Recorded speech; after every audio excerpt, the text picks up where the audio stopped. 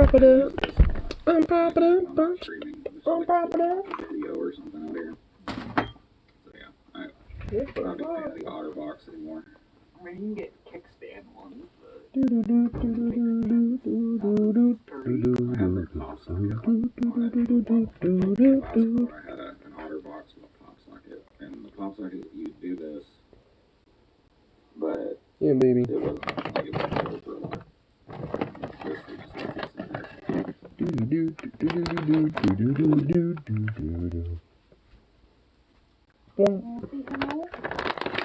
You little goofy boy. You silly baby Zukov.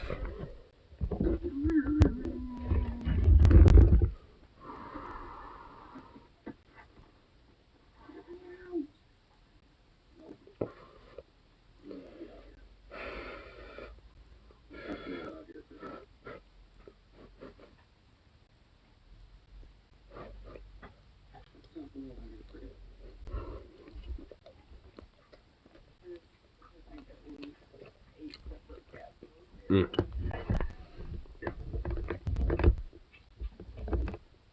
Well, I have a question. The internet covers we see on Karen seems to be very one-sided. Do you think it's important for somebody? Saving for cringe, yada yada, and good stuff.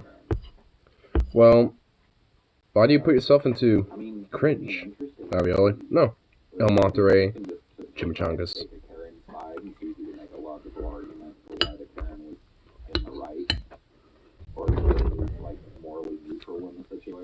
El Monterey beef and bean chimichangas with some La Victoria taco sauce on there.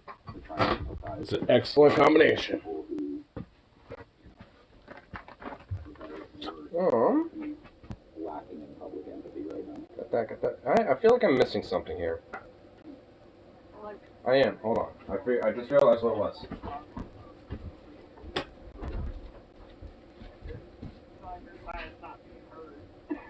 Yes, you're right.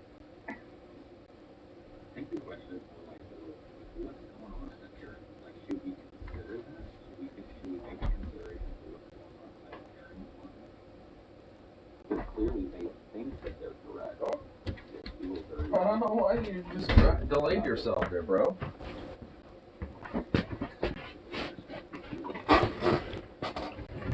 You're masochist for cringe? Damn, bro. Damn, bro.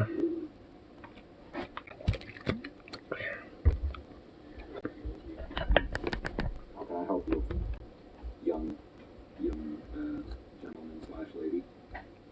If you're cringe.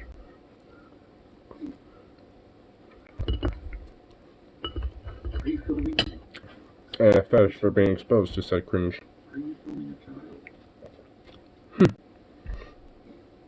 I couldn't, like, be exposed to so much. That's right. You don't see that these days.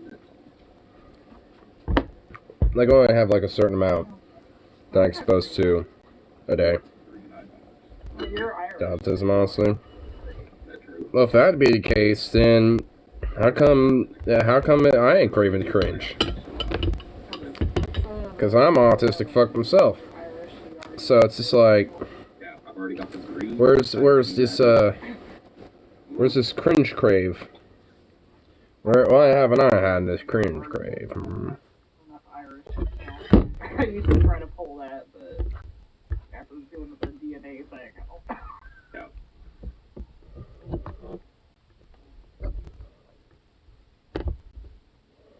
I'm Irish as can be. Got a nice little slice of me pie that's Irish, eh? I've got a 4-leaf shamrock in my heart. Irish. ADD or ADHD, there's difference.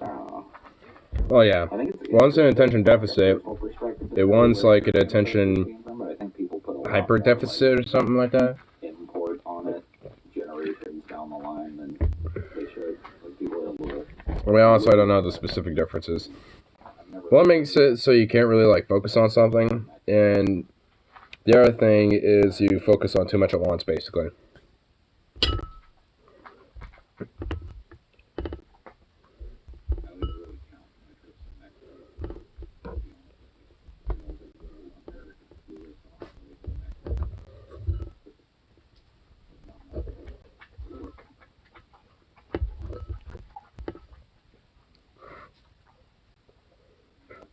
Attention deficit hyperactivity disorder. There you go. I don't know what it's standing for directly.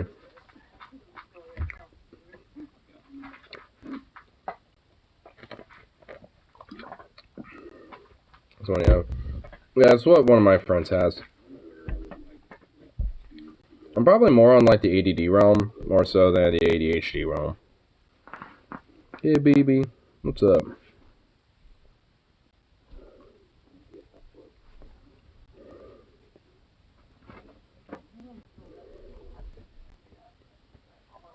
Duck off, bye-bye. What's up, bro?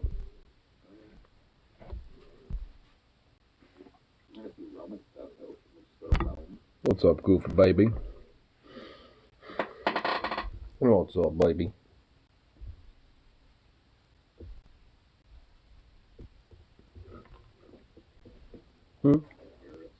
What's up, bro? Exclusive everything, because if you're anything like me, it'll put you right to bed, so just knock you out. Do you mind?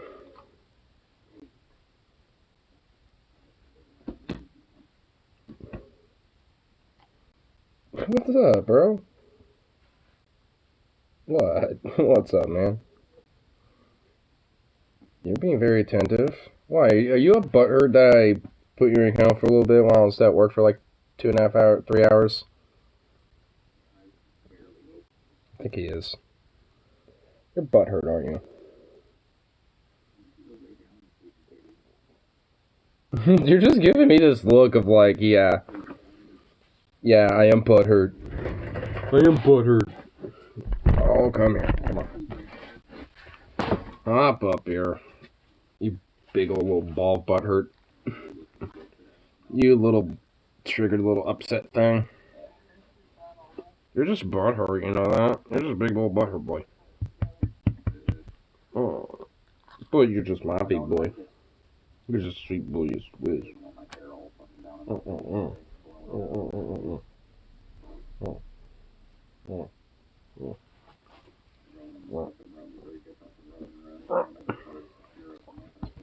He's a bundle of sweet pupper. Yeah, he's a bundle of sweetness. Yes, he is. Oh, just being a whiny baby for like an hour while I was gone. Poor thing. Even though you knew I was gonna come back, you knew I was. What's the difference between a man bun and a lady bun? A man bun, my dude, is when you actually look at the dialectic material of the bun, my guy. My dude. My bro. My dude. Can I help you, dog?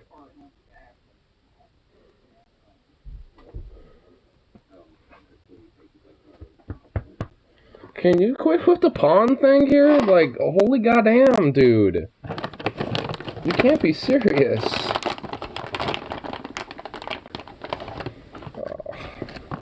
Oh. Up, up. Up, up. Up, up. Up, up. Come on.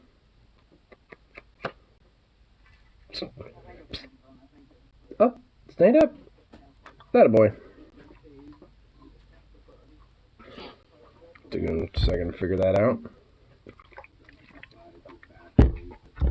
Little punk. I don't get to stream from here. Yeah. Makes it a lot easier. Because honestly, OBS on mobile and stuff is a little quonky and clunkety. It works, but still. Nonetheless, it is a little bit of a quirky thing.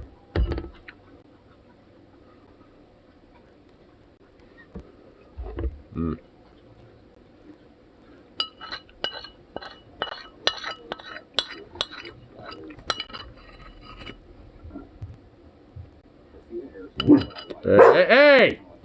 Hey! Hey! No! Right! Shut up! Come here! Come here! No!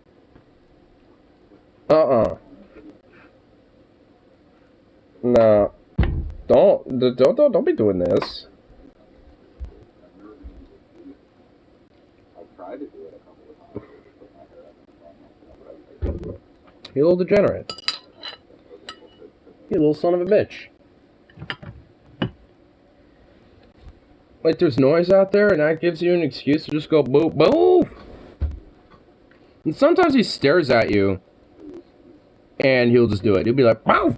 I stare at you doing it. What the? Okay, you. I. one of the last times I saw him, he had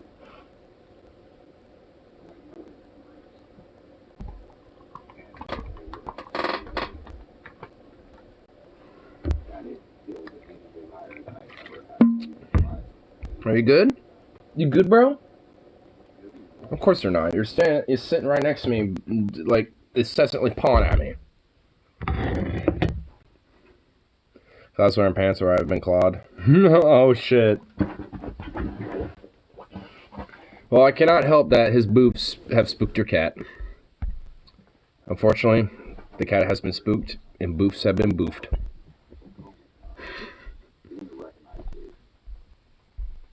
So it's just like, damn.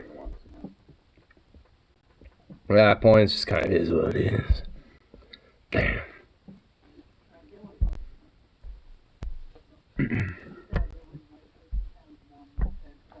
See,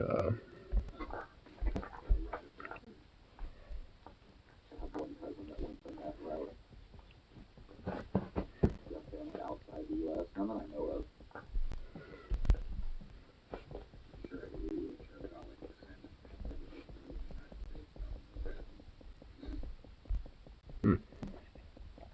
Cherry vodka is amazing. I recommend highly.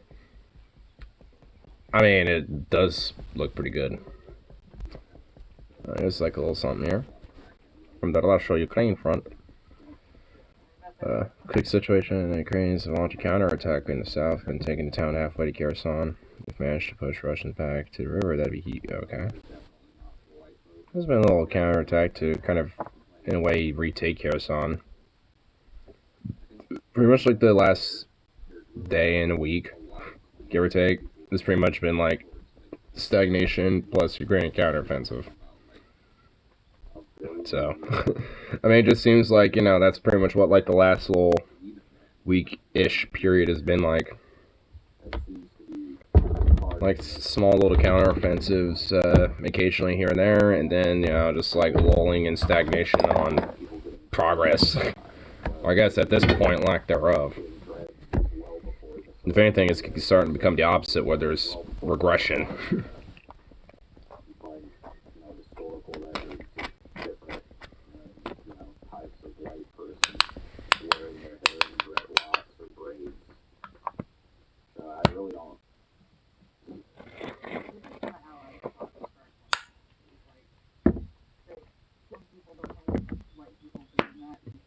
Time to grind some new stuff up.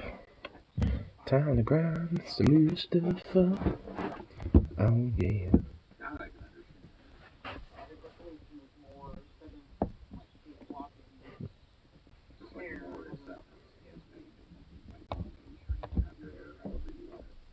Seems to be like, you know, the crowd pleaser solution, right? So discovered from my friend in Wyoming that they have alcohol delivery, and I'm jealous. No shit. Is alcohol delivery in Wyoming? Dude, nice. Like a little bit though, like that's nice. I mean, honestly, like, cause if it's like, hey, you know, it's like I had like a little bit of, you know, drinking, I'm a little buzzed, but I want to go down to the store and get some more. Well, goddamn it, I'm a little too drunk, don't want to risk the DOI, because I drive by the police station, so I'll just have it delivered. Dude, I mean, hell yeah. Didn't say anything about hard liquor. I mean, I'm sure there's some regulation to it. I'm sure if it is available for, like, liquor delivery, then it's probably, like, more pricier. And you're probably just better off just going down there yourself. I mean, but this is new information to me, so I don't know how it works. It's just new to me, but knowing that it's a thing now, it's like, yes, please. I mean, I could see, like, having, like, a tiny delivery fee or some shit, you know? obviously, so it's probably going to be just a tad bit expensive from that realm, but I mean, I'm willing to pay like a couple extra bucks. Just so I don't have to really go anywhere. Sure.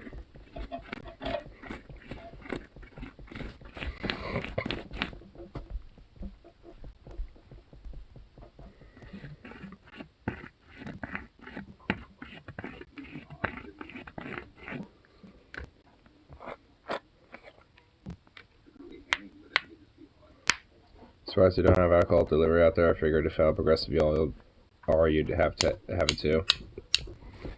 I mean, just because we're kind of progressive in Oregon doesn't mean we're really actually are.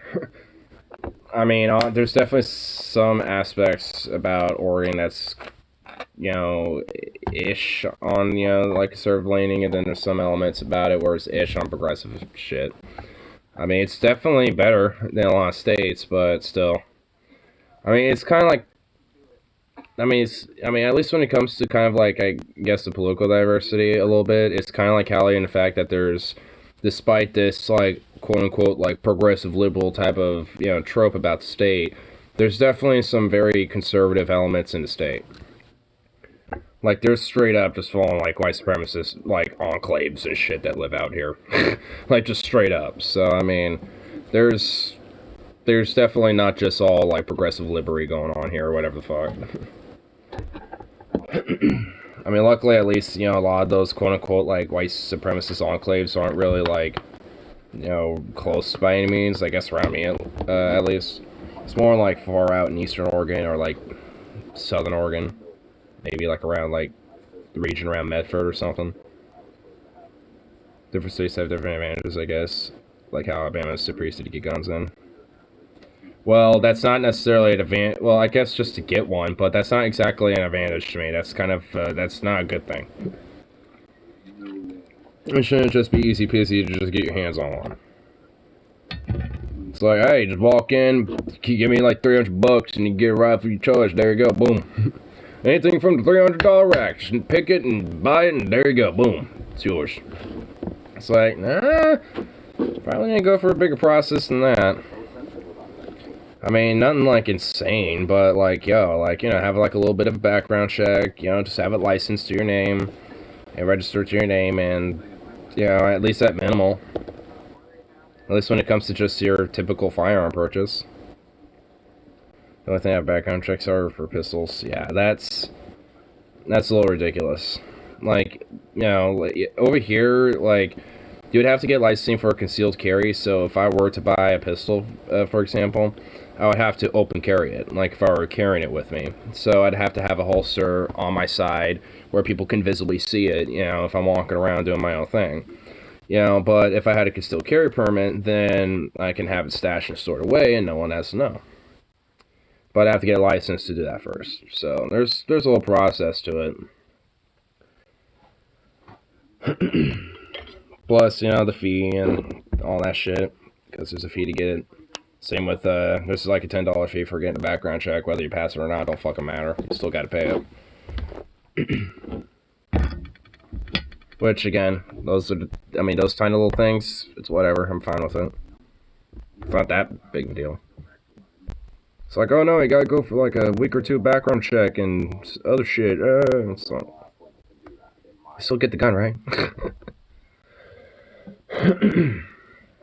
Bananas legislation innocent to remove the need for concealed carry license for that. Your state's insane.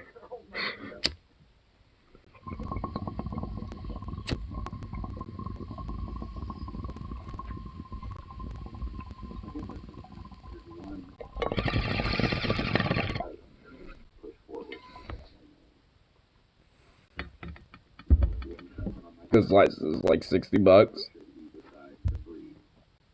So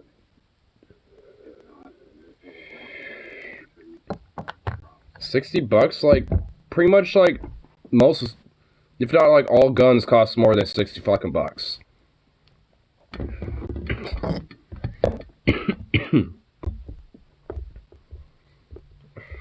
I mean, it's like what? He's always decided to save money. You know what? Fair enough. I can touche. If there's a way to save some money, I mean, that's why I think there just needs to be kind of like a federal streamlining of this type of shit. You know, so there isn't like these fucking fees. And if there are, they're just smaller fees. Like a $10 fee for a background check, I think is perfectly fine. Because if you got money to buy a fucking gun, you got money for a $10 background check. You know? I mean, just make it like that. So it's like, hey, I mean, maybe have like a little bit more for a concealed carry license, like $30 or some shit. But it's like, if you got money for the pistol, you got money for the concealed carry, you know what I'm saying? So it's just like,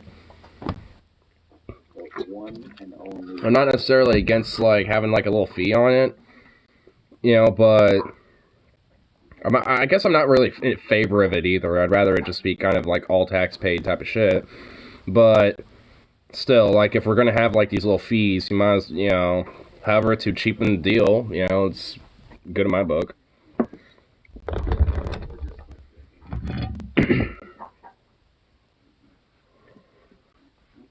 But yeah, I mean, honestly, just like he can get like his buddies together or something that won't background check you in pistols, so I don't go there because they're rumored to sell stolen shit.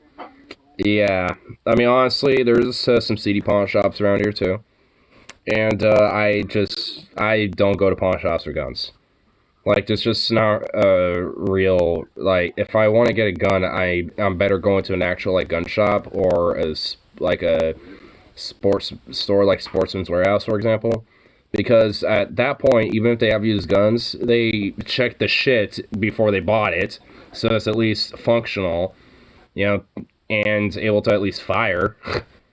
So you at least have that assurance, and you know it works. It's for cheap tools, honestly. Yeah. Like, I've gone to pawn shops, or like little thrifts. Like, I've gone to like a little, this pawn store that, or this pawn shop that doesn't really like call itself a pawn shop. It's kind of like a more of like a barter thrift store, where it's like you can sell stuff there, and also if you want, I guess, pawn it too, because they will do that if you know you want. But they're mostly there to like, you know, buy stuff and then resell it, or you know, just sell their things, you know, they grab and stuff and find around, you know, that might be for free, or you know, people are, you know, just wanting to get rid of. So, you know, there's a lot of that, at least, you know, when it comes to some stores and shit. And and there's one around the corner that's actually pretty legit that does that. And it's where I actually got my acoustic bass at. Like I said, it's actually not a bad little shop. I mean, they don't really got, like, everything, or, like, you know, all the stuff that's, you know, that you might, like, think when it comes to just, like, a typical, like, little thrift store where you have, like, a little bit of everything. They don't really got, like, everything, so to speak, but they do have, like, airsoft and real guns and, like, a lot of boom boxes and radios. At least last time I was there, they had a lot. Some telescopes, too, actually. I had some telescopes. At least a couple. And, you know, some guitars, a couple other musical instruments, and a few other things. There's a few good stories here, but you gotta know what you're doing or you'll get ripped off. Well, of course. I'm sure the place that, you know, I go to, that I've been to, will do similar shit. I mean, because there's, you know, sometimes, you know, they're gonna be like, oh shit, I really want this, you know, off this guy, but, you know, I don't want to really, like, pay as much for it, you know, so let me kind of, like, rip him off by not telling him what the real price is, or just try to undersell it to him. So, like, hey, this person wants to sell this thing to my shop for, like, $500. Well, I'll buy it for, like, $250, though. Or try to, you know, drop it down on them. Same thing if there's, like, something that they have at the store, but they don't really necessarily want to get rid of, which, if that's the case, then why do you have it there for sale? And then they'll try to bump up the price, so it's less likely it would get bought.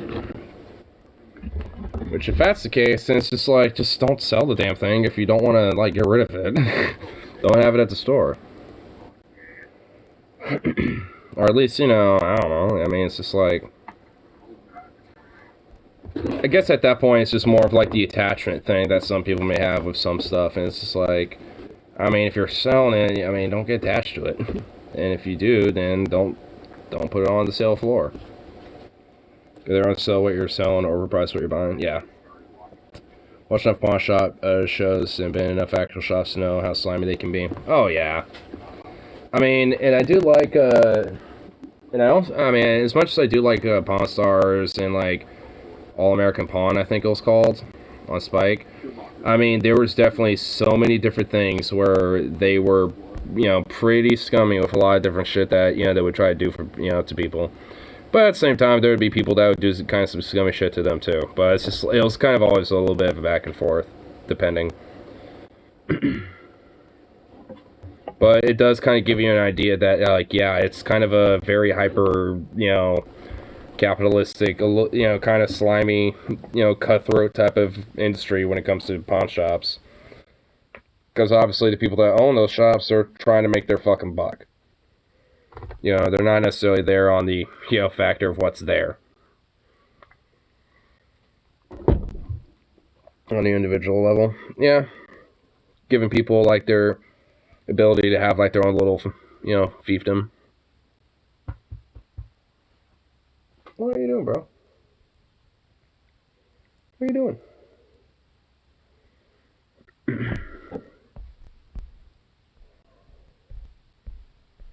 Do-do-do.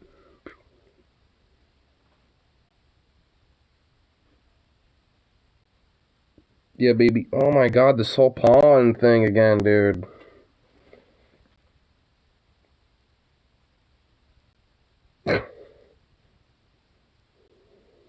Bruh. Bruh.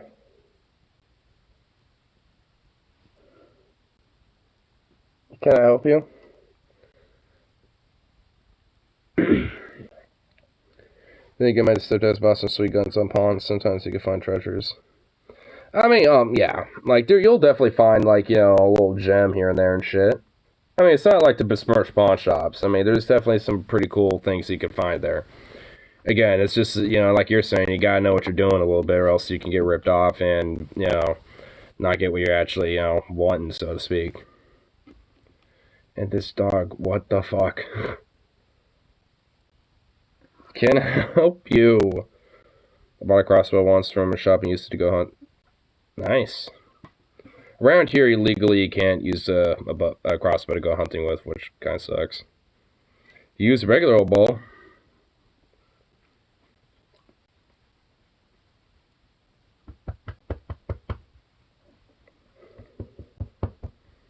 Got one kill and never went back out. Till you only got one thing.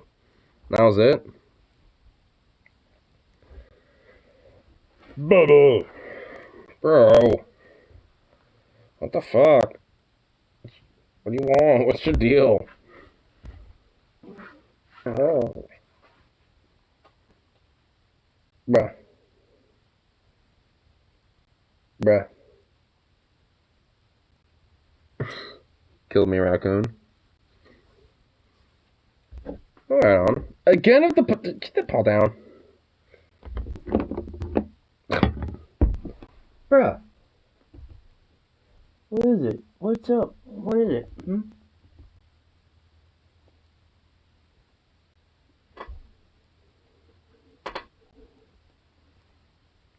Bought my ass out because I thought it was cute. Oh my goodness. I mean, raccoons are legit pretty cute. But they can be mean little bastards. So, it's just like, I mean, don't feel too bad. I mean, it's just like, there's plenty of raccoons, you know, to go around. You know, it's not like the cuteness level is lessened. I mean, it's like, I don't know, raccoon stew probably be good. Get a little hat out of it. A little raccoon hat.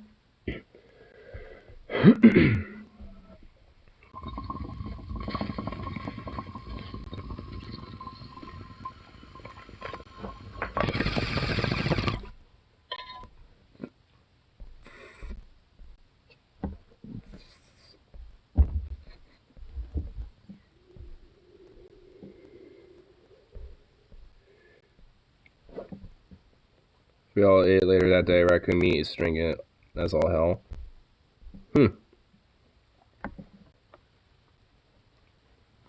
I imagine like any type of like meat, you know, from like a possum, raccoon, or something like that, or like a squirrel will be very stringy. And very like fibery in a way.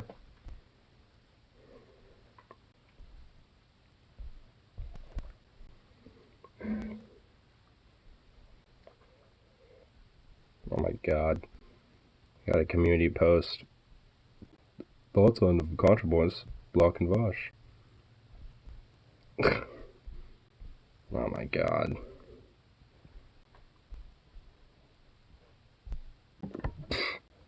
I can't believe this, like the shit that people give a fuck about.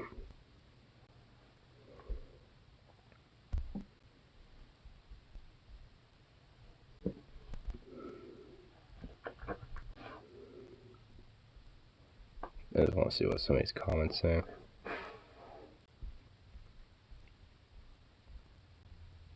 I guess all of his, like, I guess his flock is all like, we're not angry, we're just disappointed and it saddens me. I'm seeing a lot of that. In fact, I'm actually seeing a little bit of people starting to kind of get to the point of like, yo, he needs to just kind of fuck off at this shit and just like stop giving a shit. I've seen a lot of comments there with a lot of likes like that too. So there's somebody just like Vosh needs to forget about all this and do a bodybuilding arc, which I actually kind of don't disagree with. It's like, yeah, do a stream at the gym or something, bro. Stop giving a fucking gym out or something. I don't know. Go ride a bike. Like, it's something there, Vosh. Like, fuck. Like, you're taking, like, the, like, when you have to, like, seriously just, like, go to Twitter for fucking clout all the goddamn time, especially for, like, the past fucking month as it is, I mean, you really need to go fucking outside. I mean, at this point, especially for people that kind of call themselves lefties, but yet have all the time in the fucking world to go have arguments on Twitter, like, at this rate, it's starting to really reek of just some kind of privilege bullshit. Like, unironically, I'm not even trying to use that, like, as a meme. Because, like, because at least, especially for me as a lefty, it's like, I don't got all the fucking time in the world to be, like, going on internet arguments and, like, fucking little... well, I don't use Twitter anymore, really. But it's just like, for fuck's sake. I mean, it's like, I don't have time for this bullshit. But yet, all these other, like, breadtubers and online lefties do, apparently. And it's just like, I mean, at that point, it's kind of, you know, starting to reek a little bit of, like, kind of some, you know, privilege if you are able to just spend most of your time, you know, complaining about that. Because evidently, you got comfortability in your life enough to where you have time for that. Because most people don't. I'm sure shit most lefties that don't focus most of their time online sure shit don't. Because I don't. I mean, because usually the time I do, you know, have with that, I spend it here. Been listening to English covers of foreign songs. This may sound different. The same song could sound, just a change of language. Well, yeah.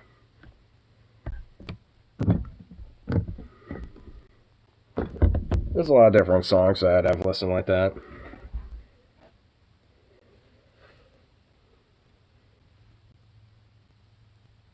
There's actually this one Celtic folk metal band called Elevati that did like a single of their like a single EP of their song called Mountain, and they actually have like 4 different versions of that song in like, I think in English, and then in French, and then I think in what else? It was French. There was at least 2, and there was a third one, which I think might have been German, and then there was a 4th one, which I'm kind of forgetting off the top of my head. We're probably going to be seeing them here in September. They're doing the North America tour and actually fucking coming to Portland. Actually, I have a screen cap of it. I want to see what date specifically. Here, let me look that up. I want to see it. I have it on my folders, you know. Yeah, right here. Oh, they're in Portland for 2 days? September 16th and the 17th. Oh, shit, bro.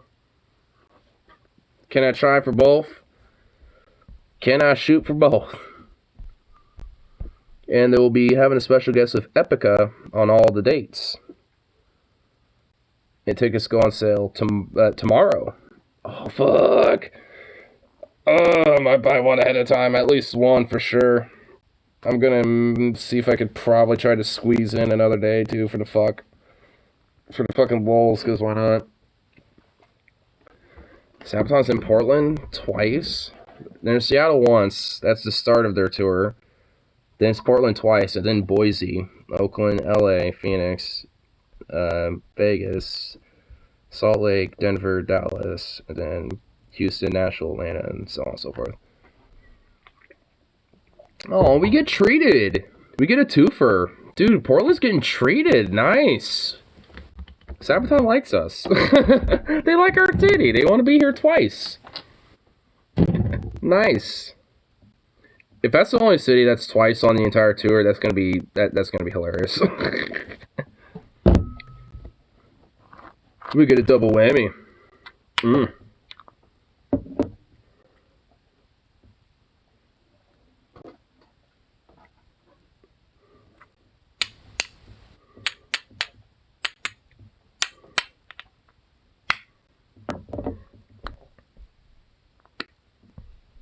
Rose on ballroom. Oh, I know where the fuck that's right off the goddamn public, that's right off the Orange Line.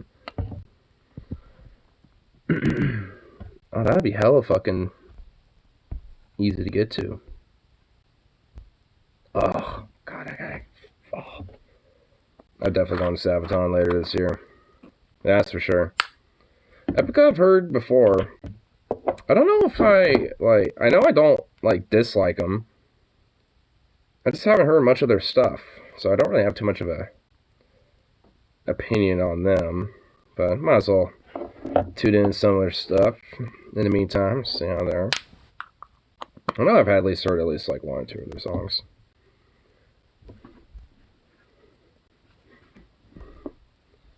I'd be drinking this wacky juice and feel tipsy already because I'm a cheap date.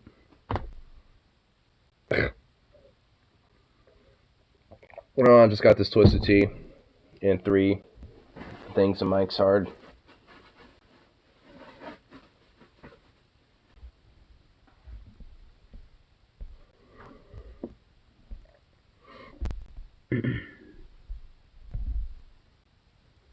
Pulling a little zook off the sweet baby. Little sweet little baby.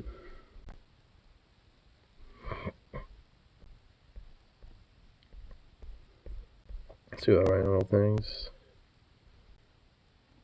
No flavor mics. I like the black cherry. Black cherry's pretty good. I'm kind of a fan of the strawberry one myself, but this is what my friend got me. It's just it was free, drinks on him type of thing, and it's hard mango. It's mango.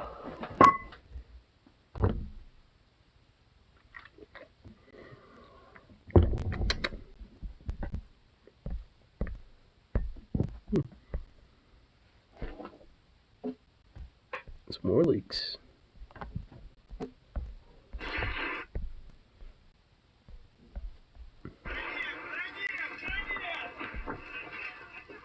It's bad. Oh, yeah, it definitely bad.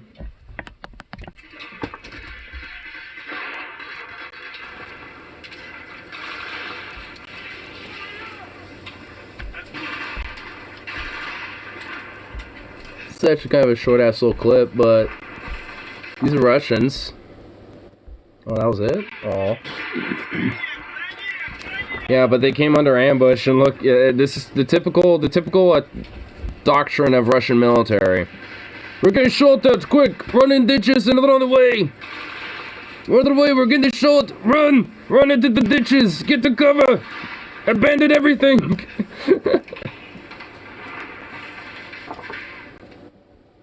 Yeah, not really too much there, but this looks like a kill box. I'm about to throw on my friends are friends. Okay, some people just Oh my god, I hate when people just want a virtue signal. It's like, it's like, we get it, you wanna, you know, try to fucking fish likes. I can't imagine something,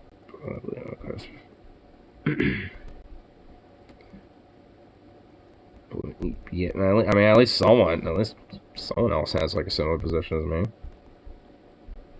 Oh boy, what's this? Oh boy, hot take alert. Hot take alert right there. Oh. What the? Wait, what? Oh wait, he's quoting Muhammad Ali. Okay, I was about to be like, yo, what the fuck? Why? Okay, all right. He's quoting me. He's quoting up some Muhammad Ali, some base Muhammad Ali. Which, I guess, you know, analogy wise, sure. I don't even want to hear it. Don't even start. Don't even start with me. No. I heard you. I heard that little. I mean, it's still just depending on that's very much. Baby, strong to take that on the week. It's not an absolute thing, but sure, some. What? Wait, what? Okay. Oh my god.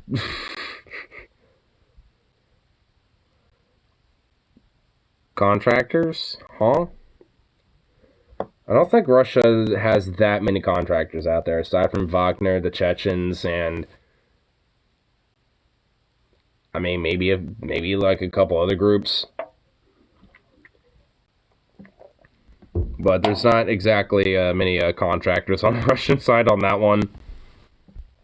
Wagner, I think, is the biggest one that everyone's kind of like, hey, mercenaries are out here, you know, but it's just like, yeah, I mean, technically Ukraine's doing up their foreign legion. It's just a state military arm of, you know, different people instead of like some corporation. So it's, I mean, it is different, but it's like, I mean, they're all people who are still contracted to go out there and, well, go fight. So it's like,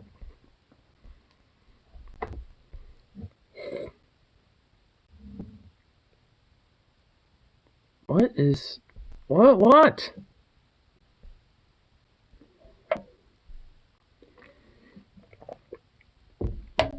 Blackwater. Well, maybe they could find out where Wagner is, and Blackwater and Wagner battalions and shit could literally just go slaughter each other out. Like, let the PMCs fight each other. What do they call themselves now?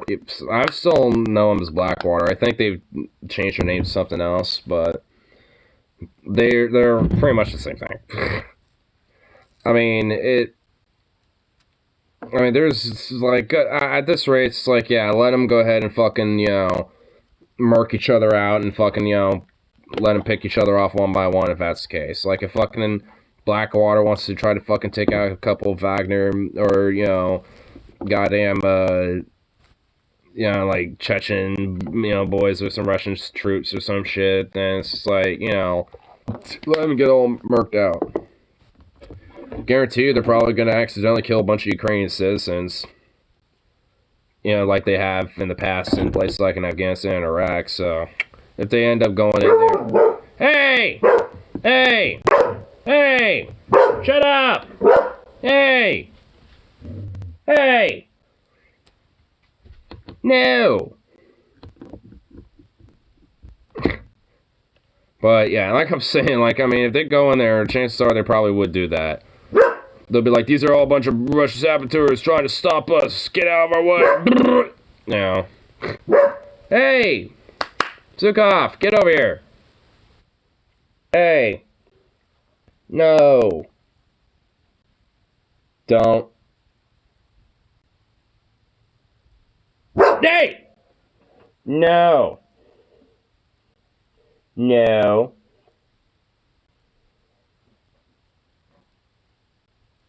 You good? Are we good?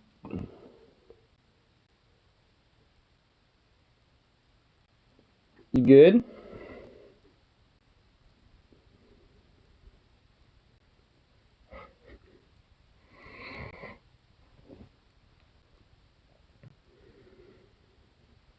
Benjamin, the ex-Marine, a former Legion assigned to Taliban fighter as a squad mate. Yeah, I mean, we were going about that earlier.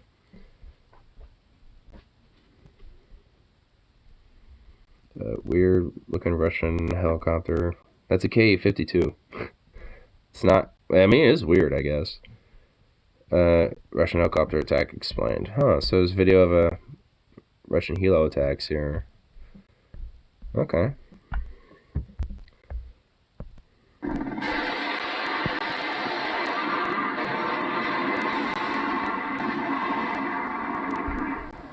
Looking at a launched them really high up in the air too, at an angle.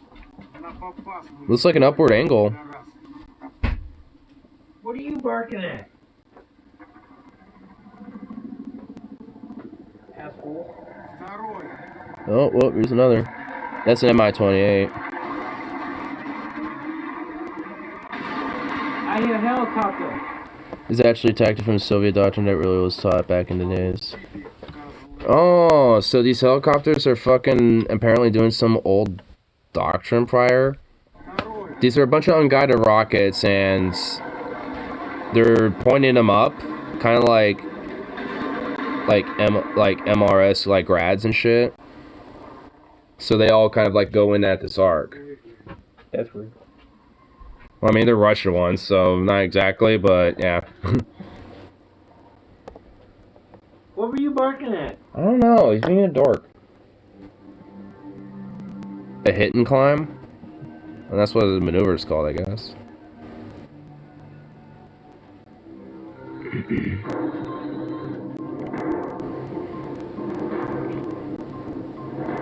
While this tactic was not even considered effective by the Soviets and their allies, it was intended to be used under circumstances when no other form of aerial attack could be possible due to effective enemy air defense, for example. I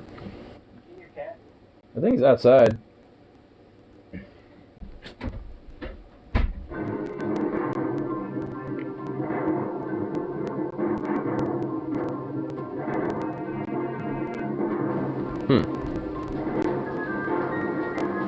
Usually the practice was to fire the rockets in a 20-degree angle towards the sky in order to increase range while evading enemy air defenses such as manpads.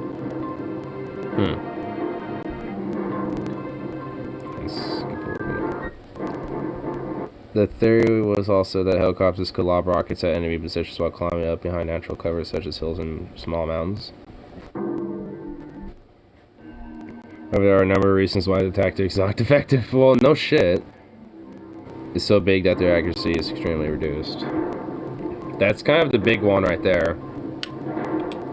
Second one is that due to increased range penetration performance of rockets is also very reduced.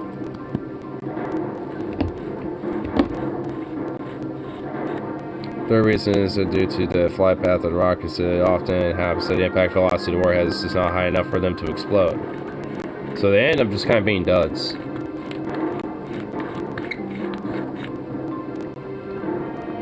Also, because of its inaccuracy, this fire mode is not recommended if friendly units are nearby.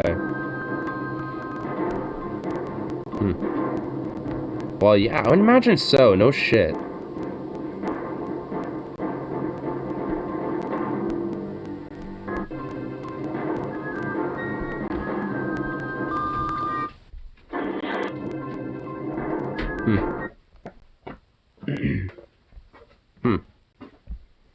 So I guess a very old, unconventional style fucking way of, trying to like lob fucking rockets, even though it doesn't really necessarily make sense, it seems. Because, yeah, it all just seems like very hyper ineffective and just kind of a stupid way to try to do that. Man, romantic is most handsome. Well, oh my god. The term hit and climb attack was translated from a German Cold War National Volksarmee manual calling the specific maneuver Angriffstem Stieflug. The term climb attack would perhaps better describe it.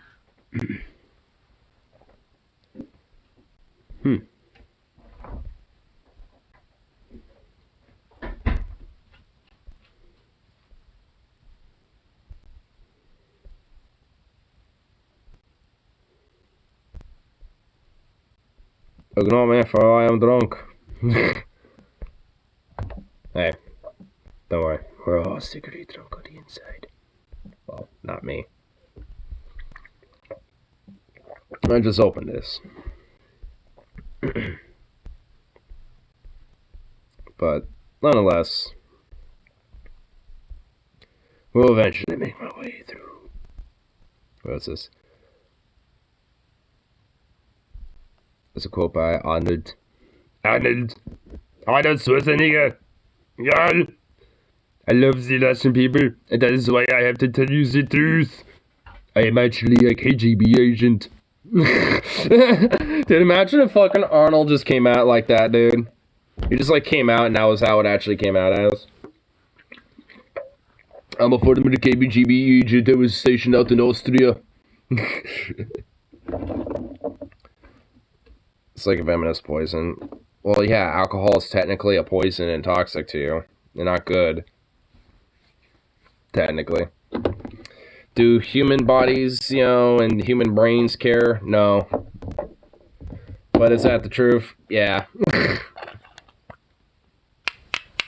We like poisonous things that do fun things to our bodies. Anyway, I want to hear about this. What to say about this whole process, Yeah. He's talking Yes. directly to the I love the Russian peoples and these Ukrainian peoples. We shall unite together as one, as brothers. Like a tinted sword that must be showed in the fire. Stop it. Everybody, and thank you for sharing your time with me. I'm sending this message to various different channels to reach my dear Russian friends and the Russian soldiers serving in Ukraine. I'm speaking to you today because there are things that are going on in the world What that are happened? being kept from you. Terrible things that you I mean, he's old, so it makes sense, but dude, I don't want to watch this. He's just gonna fucking be like, you need to stop. You need to stop doing what you're doing in the You need to stop and you need to actually resist and fight back and kill Putin with the sword of Conan. Yeah. I mean, of course he's gonna say that. Yeah. Honestly, if it did say that, it's like, the Russian people, I will send you my sword. I shall send you the sword of Conan, and you shall make that barrel of Putin fall to the sword of Conan. Yeah. Dude, honestly, if that's how fucking, Putin was slain, was, the sword of Conan by Arnold himself, bruh. That'd be awesome. His fame as a way to probably try to reach out to Russian soldiers, and ultimately it makes sense. I think it's probably nice. It is because it's hopeless. It's senseless. But before I talk about the harsh realities, let me just tell you about the Russian who became my hero. In 1961, when I was 14 years old, a very good friend of mine invited me to come to Vienna and to watch the World Weightlifting Championships.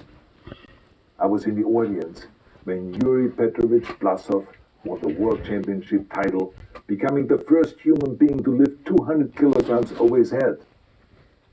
Yeah. Somehow a friend of mine got me backstage. All of a sudden, there I was, a 14-year-old boy, standing in front of the strongest man in the world. I couldn't believe it. He reached out to shake my hand. I mean, I still had a boy's hand. He had this powerful man's hand. Powerful man's hand. Powerful man's hand.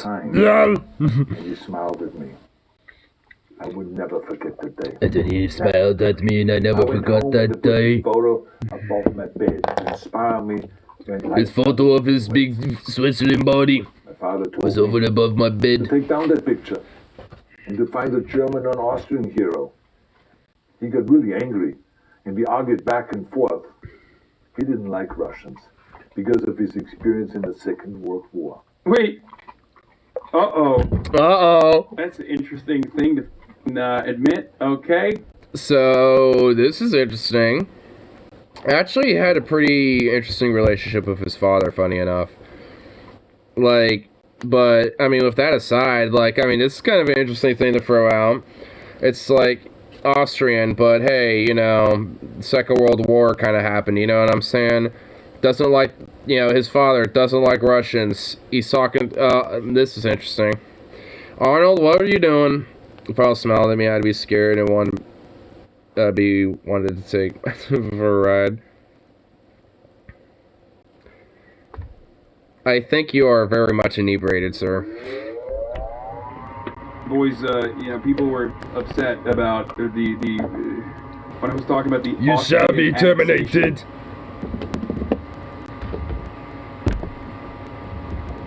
See, he was injured at Leningrad, that the Nazi army that he was part of did vicious harm to the great city and to its brave people. But I did not take the photograph down, no, because it didn't matter to me what flag Yuri Vlasov carried. No, I mean, look, of course he was fucking, he had a Nazi dad, dude. Like, what do you mean? That doesn't mean he is. Like, I don't think Arnold is a Nazi. Like, okay, anyone who thinks Arnold is a Nazi is literally utterly dumb. Like, I mean, his father might have Arnold's descent. He's Austrian. His dad fought in Leningrad. Yeah, like, I mean, even before this video, I knew that about him. I mean, so, I mean, technically, yeah, he descended from people who fought in the Nazis, or fought for the Nazis in their military, so, in the Wehrmacht. I mean, I think it was, I mean, I'm pretty sure it was Wehrmacht where his father fought with, but, I mean, it could have been the SS. I'm actually not 100% sure which specific branch. I know he is a Nazi, but to find out his dad was a Nazi is interesting. I mean, yeah, I guess technically people, anyone who was fighting, in the, Third Reich's military isn't just by proxy a Nazi, but it's like, I mean, you're fighting essentially for their ideals in a way, so it's just like, I mean, in a sense, you are fighting for their cause. I mean, so...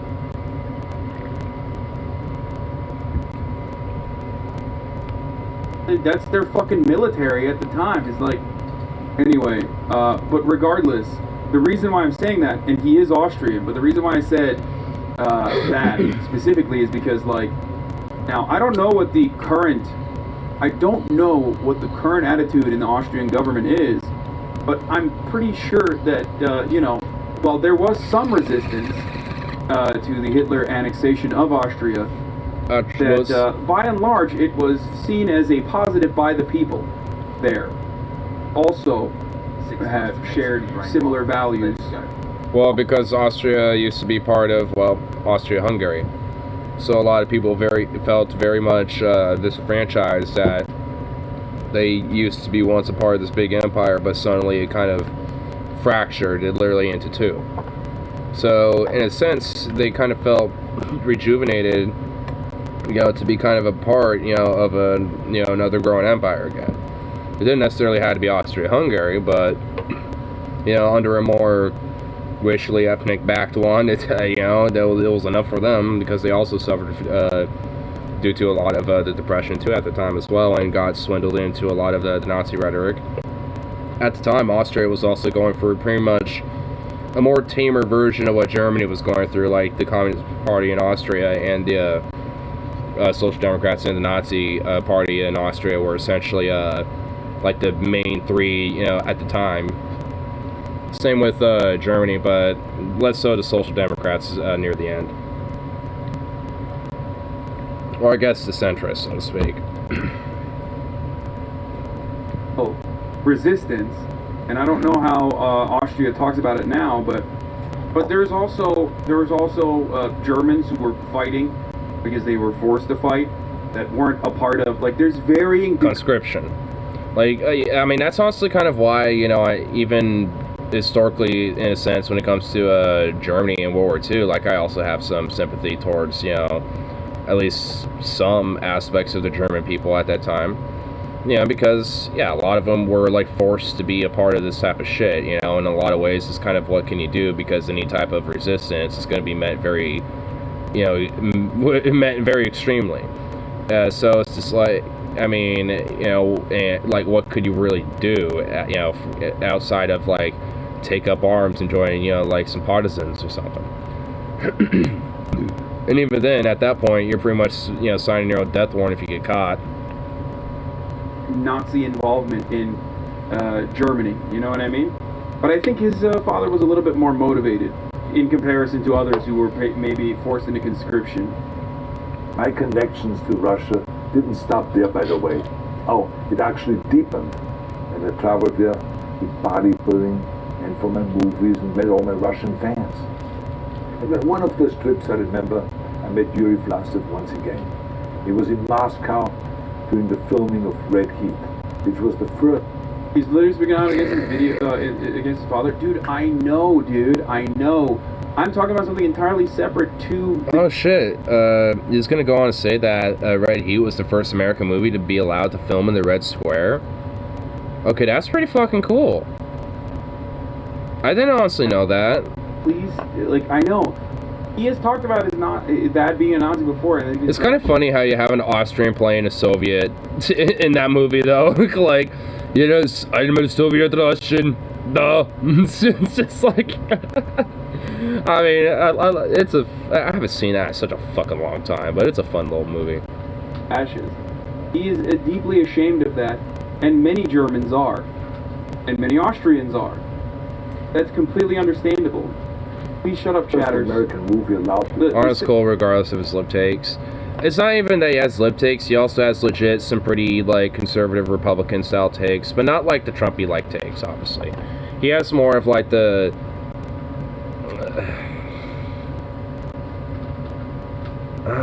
like a... like, what type of modern Republican that's actually... could be... Oh, maybe not, like, just even historically. Probably like a, I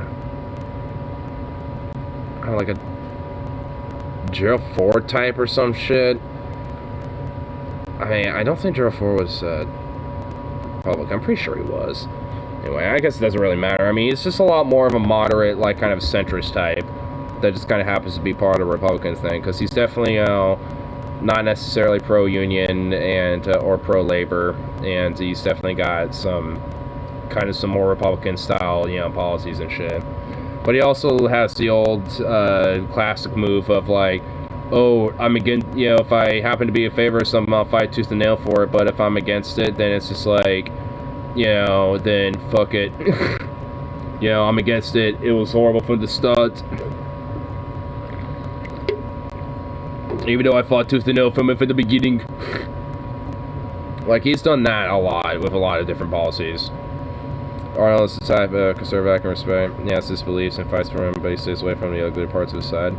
Well, because I think, you know, he's definitely one of, except for fucking his maid, he really did that, Lamau. Yeah, he did that. I mean, you know, it's whatever. I don't really care what he does in his own sex life and shit. That's for him to do. Yeah, that's okay. I don't really care. Like, I mean, you know, it's more funny to me, honestly. But still, it's just like, I mean, all in all, it's like, yeah, I mean, I agree with you, though. Like, I mean, despite being more of a conservative type, you know, you know, or at least kind of more of a centrist type, I mean, I can still at least respect him, you know, because he's, you know, he's at least, you know, genuine with, you know, who he is, even, you know, the more corporate side of himself. Or the more, like, you know, celebrity establishment side of himself. I mean, you know, it's like, even that element of him is genuine, like, because, you know, that's just who he is. I mean, you know, so he's at least somebody who just, you know, is alright with just, you know, being honest with who he is and shit, and if, you know, if that's just something that people disagree with, then he's just like, so be it. That's okay, because we're all, you know, at the end of the day in this together. Or, you know, or some weird virtue platitude that he'll do. He'll do like a live platitude, you know, or something about it. But, you know, because honestly, like, I could easily, you know, see myself sitting down with him, having a beer, you know, a good old Austrian lager or some shit, you know, like a fat ass, you know, a pint of it. Just, you know, just a pint for each of us, just kind of doing our thing, chatting it up. Like, I can easily see myself having a conversation with the guy. And going for a long one, too.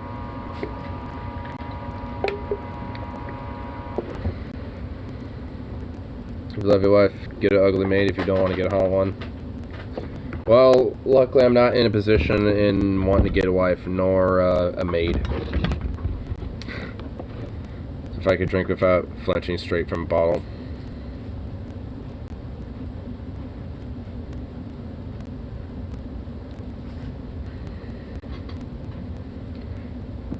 Am I an alcoholic if I could drink without flinching straight from the bottle?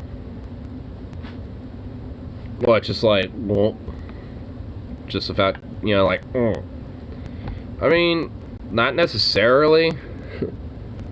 I think there'd probably be other factors. Was about the annexation of Austria, making it seem like that wasn't like you know, something that people wanted on the ground. Actually deepened. And I traveled there with bodybuilding and for my movies and met all my Russian fans. And on one of those trips, I remember, I met Yuri Vlasev once again. He was in Moscow doing the filming of Red Heat, which was the first American movie allowed to film in Red Square. Now he and I spent the whole day together. He was so thoughtful, so kind, and so smart, and of course, very giving. He gave me this beautiful blue coffee cup. He gave me this very nice, beautiful coffee cup.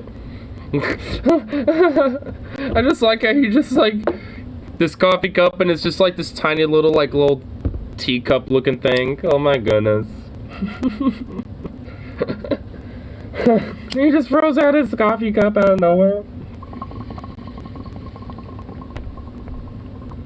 I'm drinking my coffee out of every morning. But the reason why I'm telling you all of these things is that ever since I was 14 years old, I've had nothing but affections and respect for the people of Russia. The strength and the heart of the Russian people have always inspired me. And that is why I hope that you will let me tell you the truth about the war in Ukraine and what is happening there. No one likes to hear something critical of the government, I understand that. But as a longtime friend of the Russian people, I hope that you will hear what I have to say. And may I remind you that I speak with the same heartfelt concern as I spoke to the American people when there was an attempted insurrection on January 6th last year. Is he gonna bring up the sword? And a wild crowd was storming the U.S. Capitol, trying to overthrow our government.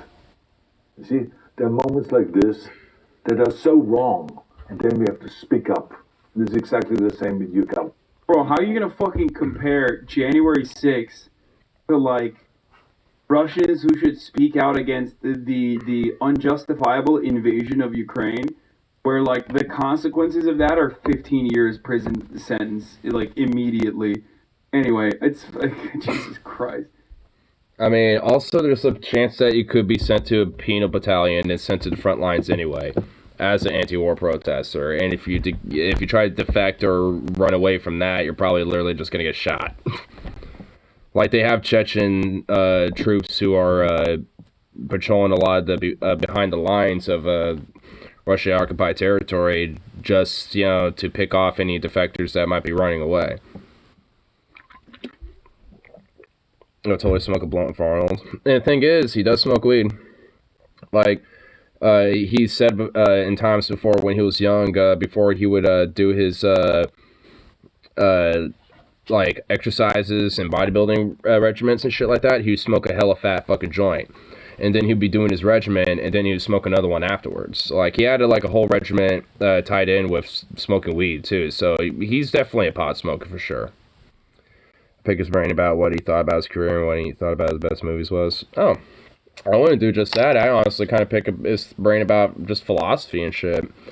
Because honestly, it's just like, I mean, that feels, I mean, because his career and his movies and shit, like, it feels like it'd be a little too cliche, I guess.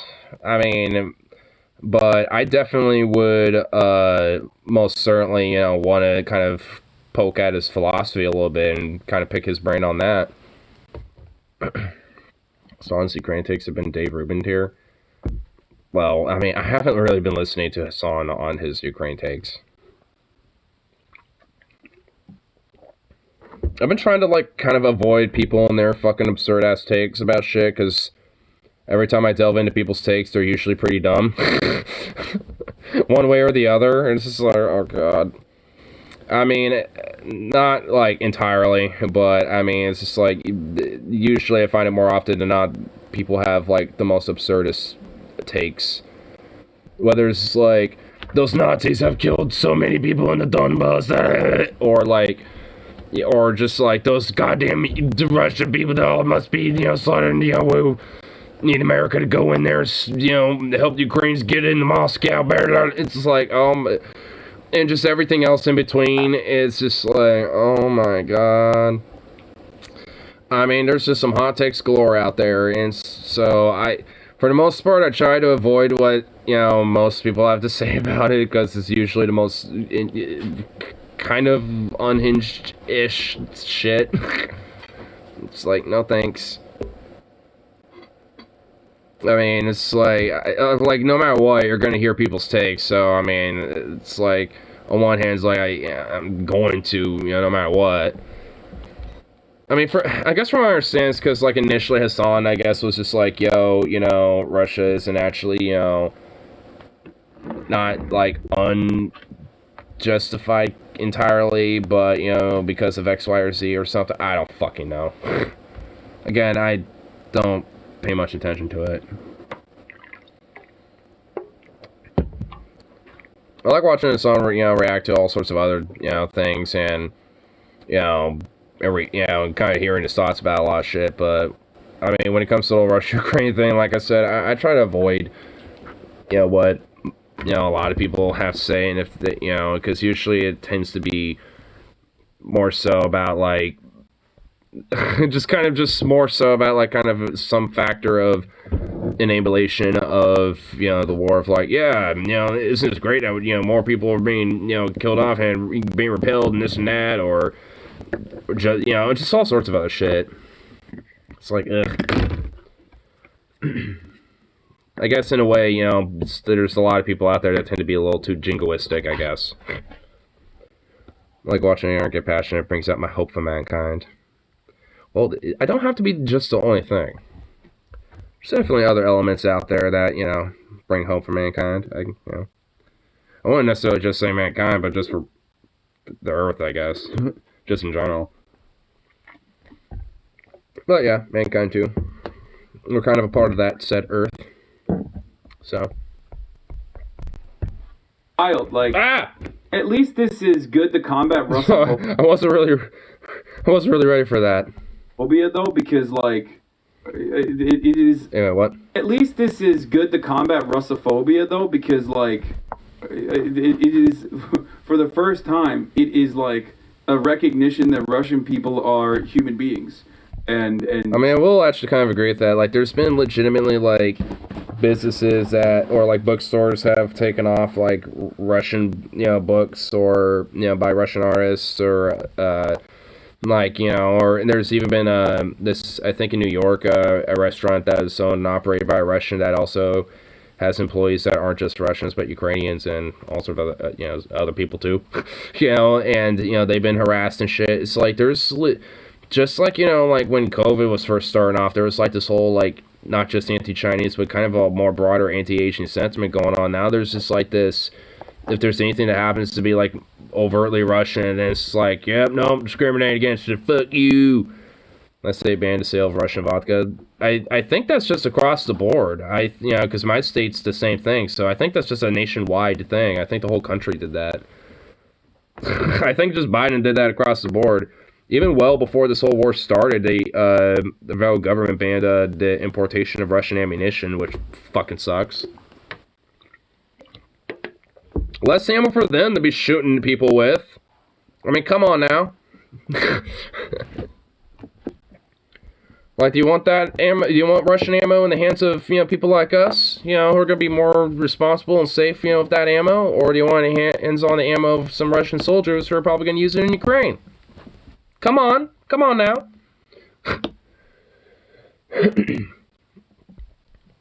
I mean, it doesn't necessarily work like that, but, you know, whatever. I mean, I at this point, you know, I would, at this rate, I would have understand, you know, but, I mean, way before, it's like, come on. But now, it's very, I guess, understandable. But then they get more of it. It's like, then they get, like, more of that ammo, and it's like, do you want them to not shoot Ukrainians? Or do you, I mean, because then they just kind of like, oh, well, we ain't selling this ammo, give it to our troops.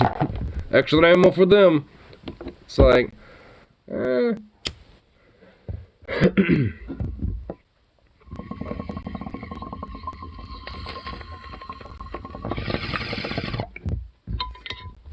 I'll just have to buy stuff for Poland. Their government, which in most circumstances you don't really get from Western media, unfortunately. Like, people literally make it seem like Or Albania, I guess. every Russian is at fault. Government. I know that your government has told you that this is a war to denazify Ukraine. Denazify Ukraine. This is not true. Ukraine is a country with a Jewish president, I might add, whose father's 3 brothers were all murdered by the Nazis. You see? Ukraine. I'm about to be like, listen, I know Nazis when I see one. After I know the Nazis when I see one. And let me just tell you, the Nazis murdered Zelensky's ancestors. His uncles have all been slaughtered. I mean, it's just like... This war. Neither did nationalists or Nazis. Those in power in the Kremlin started this war. Streams every day. I mean, he is... Arnold definitely is not wrong. I mean, I guess just, like, kind of the one thing that makes, like, there a little asterisk is that there is, you know, far-right elements, like anywhere else in the world, honestly, let's just be honest, you know, that, you know, are there that have some influence, you know, in certain regions of Ukraine and shit. Like, Mariupol is where the Azov battalion is stationed at, and there's a lot of far-right elements, you know, within that town and shit. I mean, you know, that doesn't mean, like, you know, the fucking people need to be at fault, you know, because, you know, the city getting sieged and shit's utterly fucked up, and, you know, but, you know, who's mostly defending it? Well, like, a lot of these, you know, more far-right, you know, groups like Azov. So, it's just like, I mean, it's a little bit of a conundrum. It's like, you know, it's like, on one hand, I could give a fuck if, you know, Azov all got wiped out. But at the same time, it's just like, that means the city gets taken over. So, it's like, it's like, god damn it. You know, it's just, you know, it's kind of a sticky type of situation where you do have these, like, you know, type of people and shit where they have legitimate, like, far-right, neo-Nazistic, pan-Slavic type of ethno-nationalistic views. I mean, it's not, of course, just Ukrainians that believe this shit. There's, you know, like, a lot of these quote-unquote People's Republic, you know, forces and shit have these very same views as well. There's, you know, definitely some Russians out there that believe it too, that are out there. Chechens, you know, with their own, you know, weird little views as well. I mean, so it's just like, they, you know, like, you got, like, different, you know, like, little factions and shit on both sides that have their own little ideas and views about this type of shit. And it might not inherently be Nazistic, like Chechens or Islamic, so, well, they're not going to necessarily be Nazis, but jihadists. So it's just like, I mean, you know, but it's the same element, you know, it's that same far-right, you know, kind of fascistic element that, you know, is, you know, kind of being enabled by this type of fucking war. I mean, so it's just like, it's not really just Ukraine at fault for it. In fact, they're, you know, the less their fault for it. I mean, they have less influences, you know, when it comes to that shit. But it's like, the fact that there's any of it there in the first place, you know, on any side is kind of a red flag. Like, you know, and any state or any power or any influence or institution or whatever have you that is supporting that shit, you know, should at least be put into some question. And of course, you know, when it comes to the Russians, like, the literal Russian state is backing their shit, so there's kind of a direct, like, fucking issue there. I mean, but the Ukrainian government, outside of Azov battalion, they aren't directly, like, fueling or funding or enabling these fuckers. So it's just like, I mean, and Zelensky wasn't even the guy who, you know, put Azov battalion into the military in the first place. He got elected in 2019. Azov got in the military in 2014, like 5 years prior. So, all in all, you know, like, Zelensky might have, you know, some, you know, like, critical, you know, views and positions about Azov himself. You know, he probably wouldn't have done that, you know, himself anyway. Like, he probably would have, you know, kind of viewed them as this kind of a ragtag, a kind of nationalistic type of, you know, civilians that want to have their own little militia, but as the war broke out, would have allowed them to fight, but probably wouldn't have been like a full-on military force.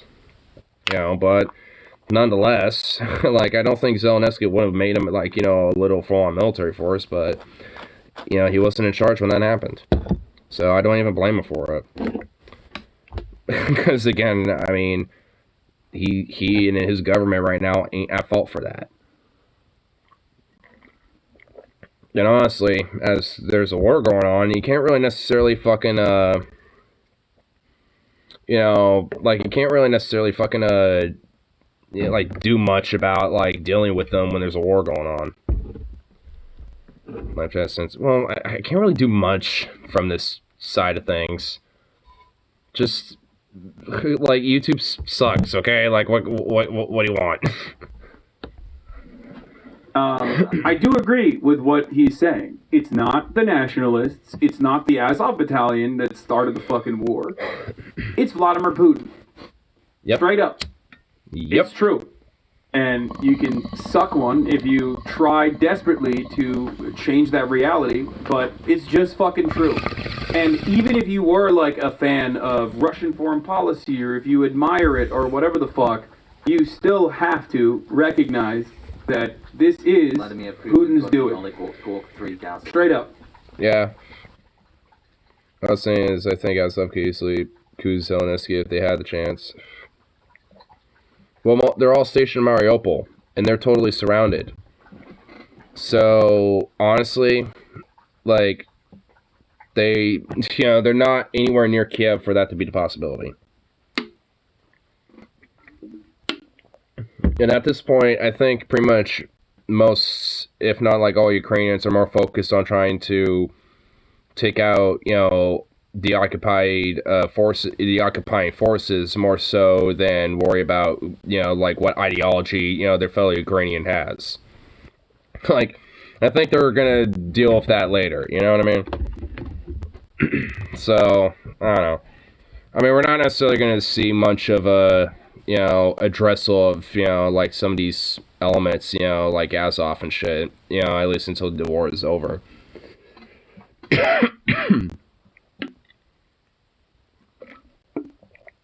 Because honestly, if Russia cares so much about this whole denazification thing, and part of their peace talks can easily be, you know, hey, you know, some of your more far-right military forces like Azov Battalion must be dismantled as a part of your peace treaty.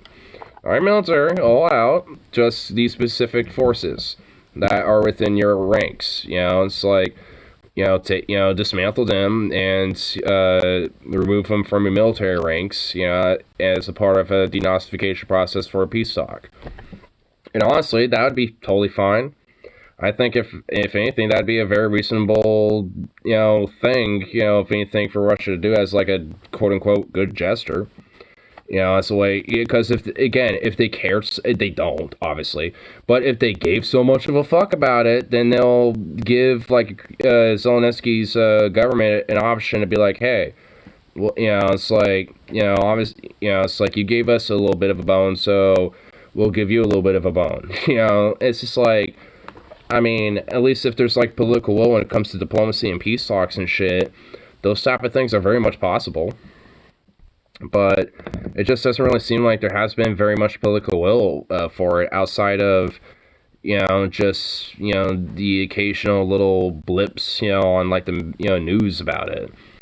I mean, outside of that, there really just doesn't really seem to be too much about it. It's just more about like, oh, you know, we need to fucking, you know, like deal with, you know, like Putin and his government. We need to, you know, treat him in The Hague and humanitarian crime. It's like, well, yeah, these things should be happening, but it's just like, I mean, shouldn't we try to get, you know, it to stop first?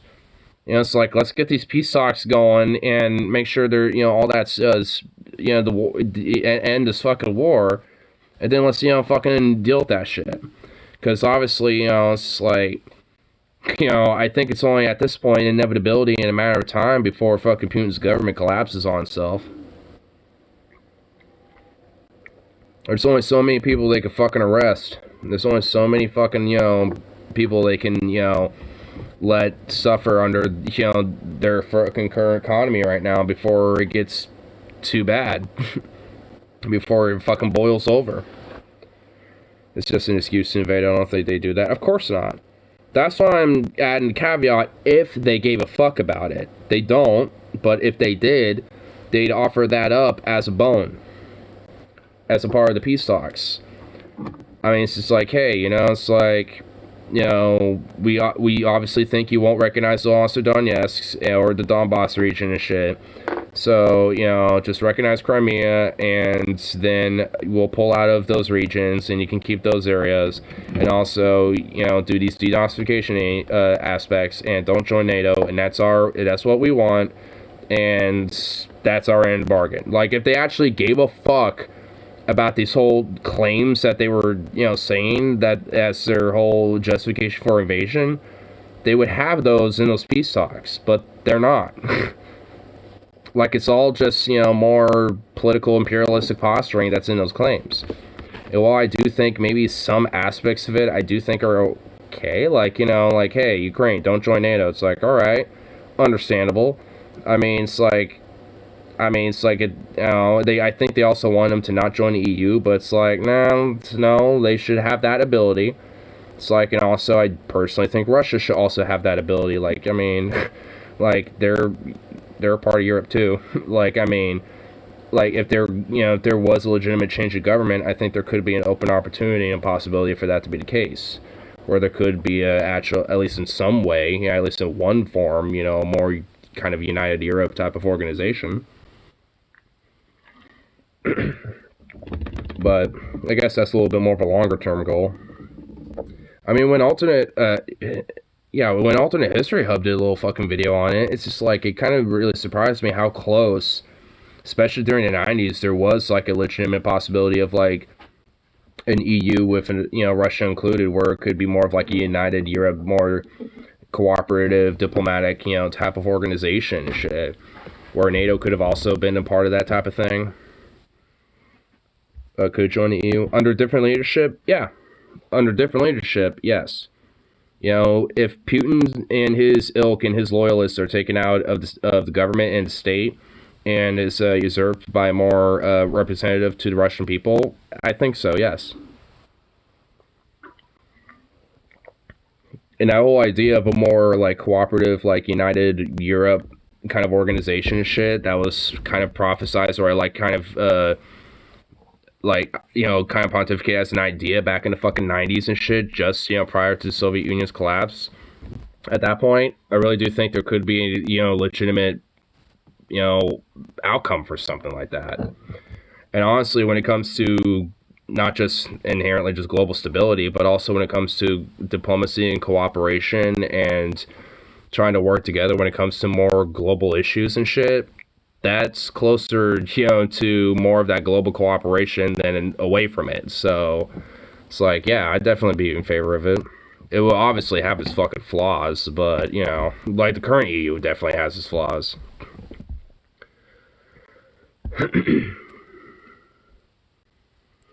Instead of founding Eurasia, they join the EU. I see Russia founding the Eurasian Union way sooner than joining the EU. Well, under the current government, I mean, I don't know. I mean, you know, like, I mean, can't be able to predict everything, you know, especially in these type of circumstances. But, like, I don't know. I have a feeling that there is a legit possibility where there can be, you know, like a more unified European unit, where, like, more of all of Europe is applied to it, where Russia is, you know, kind of, you know, within it too. Oh, it's over there. But Putin needs to get the fuck out in order for something like that to be a possibility.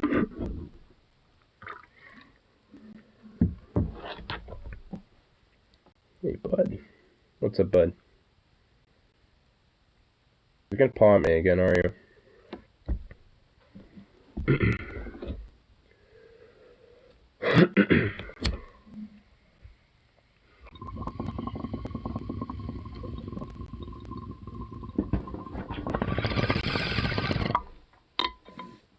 Cool that Zukov is? Of course. Everyone knows how cute he is. I get told that by most of everybody. Most people come in here and, yeah, or not in here, but like most people, when I walk him, we're just like, oh my god, he's the cutest little boy. He's so cute. Oh my goodness. Oh, like, dude, I'm fucking getting... He's not like just a chick magnet. He's like a people magnet, dude. Everybody loves him. And sometimes he tries to hunt people. Especially if he smells other dogs on him. Like, I could tell when someone's a dog owner because they're a lot more like, oh my god, a puppy! And when they see him. Because they obviously see him, and he sees them, and he's like, ooh, human, I want to be friendly with him. Let him hump whatever he wants. I can't just do that. He needs to mind his business with that. Like, you can't just hump... Like, my friend... Like, when it comes to my friends, like Carly, Rip City, I'm like, I could give a fuck about that. Random strangers, that's a different thing. Like, I can't just let them hump that.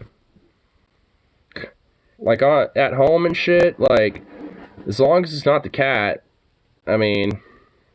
as long as it's not Bandit, we're all good. Let hump your friends. I do. I literally do.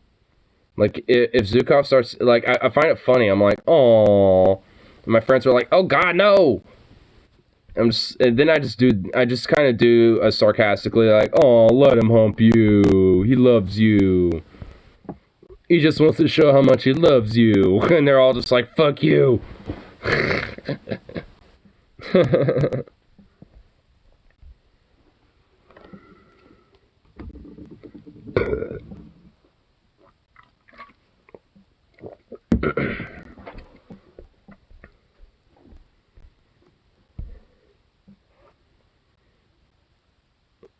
Oh, look at you, bye-bye. You're so cute. You're just a sweet thing, yes you is. I'll start with twisted tea, which means I'm gonna get into one of my mics hard pretty soon. I did not beckon you. I was just saying you're fucking cute. Okay, get over here. You know, I don't even care. Get over here. Buddy! I sit there. You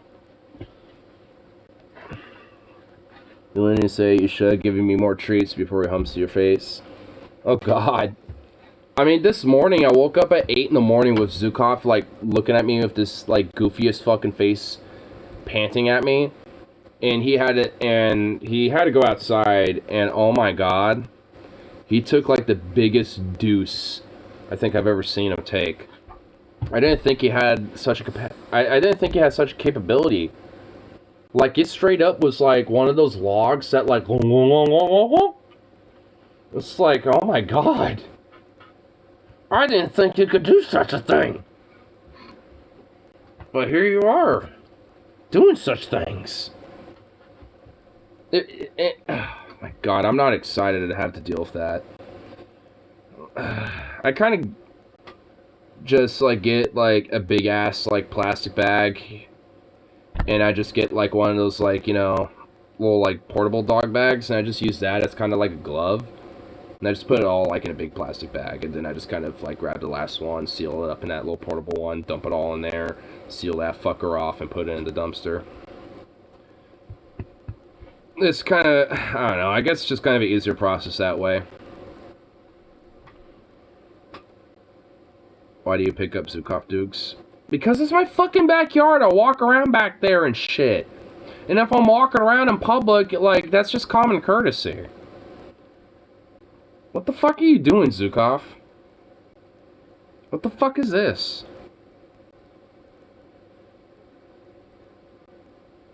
It's fertilizing the grass. Yeah, but I don't want it, like, staying there for fucking weeks on end. Look at these little feet. See if we can get one of them going. Can we get one of those feet going? Oh, there we go. We got a foot. Oh, look at that little foot go. Look at that foot go. Oh my goodness, boy. Oh my goodness.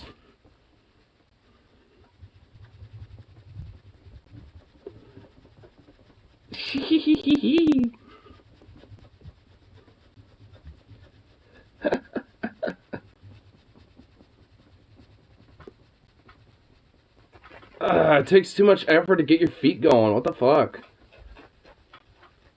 Are you just a lazy bones?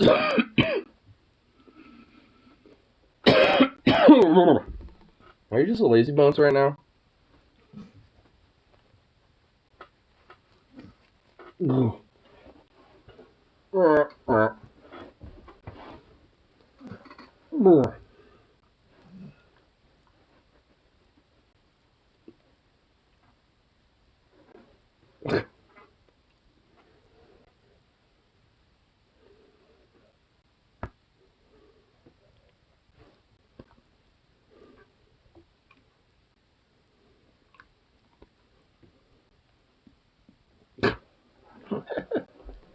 You big fucking goof. Look at you. Oh.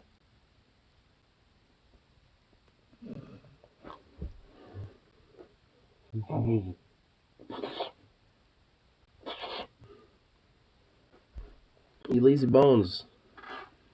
You lazy bones. You're just like, whoa.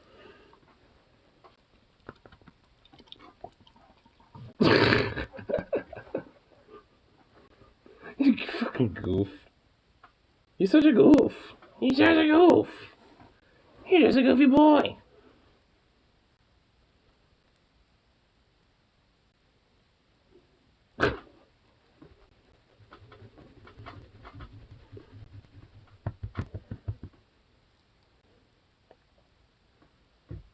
You're just a goofy Bobby. You're such a goofy boy. This guy's little foot just sticking out here. What are you gonna do with his little foot? Like a hog tie these little feet. You can hog tie these feet. Hog tie these feet, so you wanna give a damn. What is this? What are you doing here? You absurd fucking goof. Can I help you?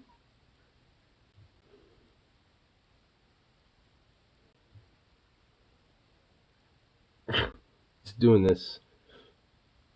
Giving me that look. You're just giving me the look. Arr. Big.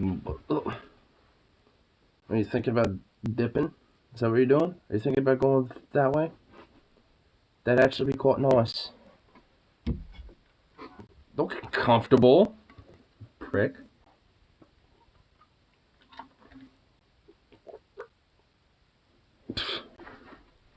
Look at you. Do you even know what to do with yourself? Oh God. You have flopped. Now you're literally just like arced over my leg. You're not even like on my lap anymore. You're just like kind of lumped over my leg. But evidently you don't give a shit. It's like, this is fine. I'll just kind of look around, see what this is about.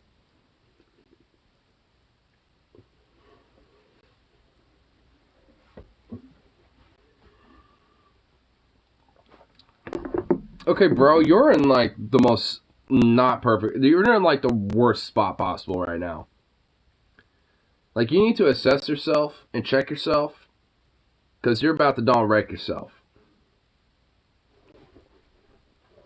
Look at that one ears. There we go. I got one flipped. I'm gonna flip that other one. Boom. Ear flipped. Ear flippage. What are you gonna do with those little ear flips? I'm gonna show off those little ear flips to people. Look at these little ear flips. Look at those ear flips. Look at those little flipped little ears. Oh my goodness, look at those little flipped out ears. Oh my goodness, you and your little flipped ears. What are you gonna do about it? Ah! Don't. What were you just like licking? Do I even want to know? Do I even want to know what you were using that tongue with like 5 minutes prior to this current fiasco that we're in right now? Because, like, goddamn, bro. I might have to get you like a little dental stick to freshen up that breath and get you a little Thin Mint or something. Do you want Thin Mint? What about Tic Tac? Do you want a Tic Tac? What if I give you a little Tic Tac? Oh.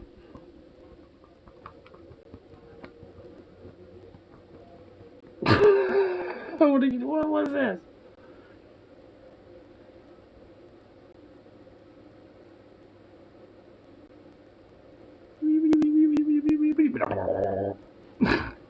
Fucking goofball. You're such a goofball.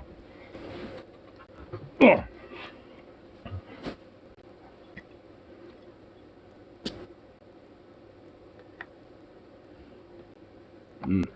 was good. Your little fucking ears, oh my goodness. Your little ears are so goofy. Let's see what kind of. Took Chai away for a second so I can actually see those little ears, and oh my god, they're ridiculous. They're just so ridiculous. Cause you're just a ridiculous old boy.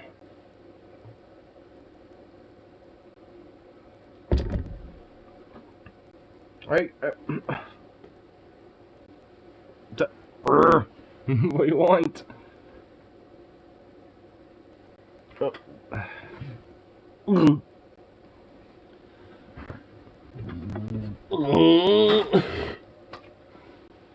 Man, you make the little most gruntiest little groany noises. Ooh.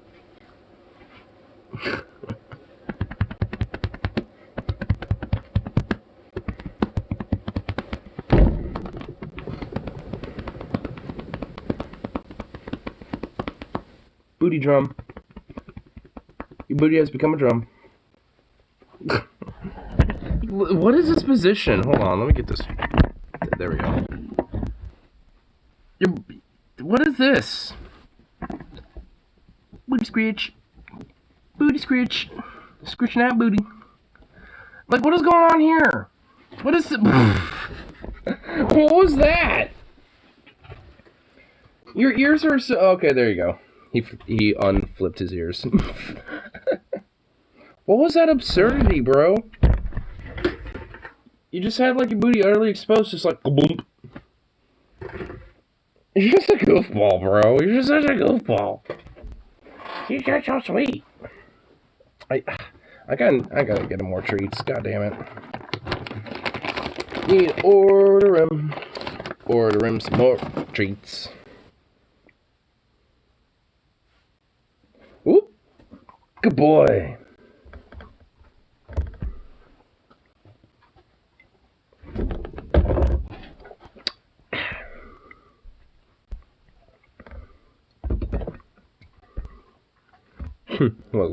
What a little dork.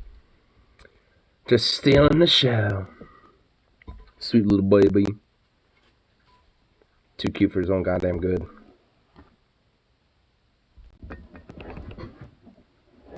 You're like a walking humanitarian crisis with the fact that you're just so damn cute.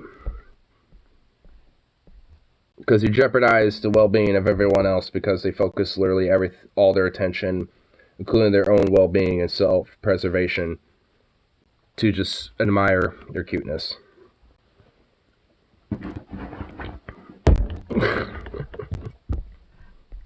And that right there could just be a little bit of this, I'll tell you what there, huh? Just a little bit there.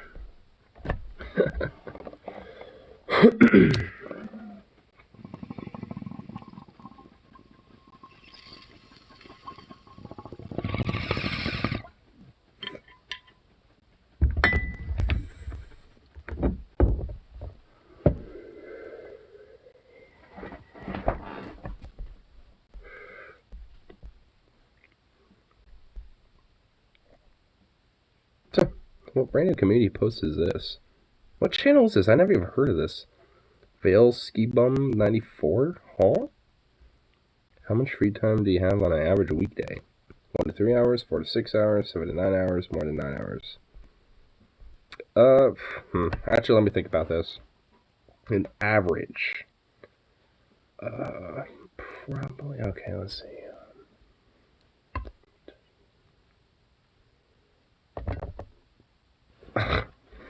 Honestly, probably like dead ass.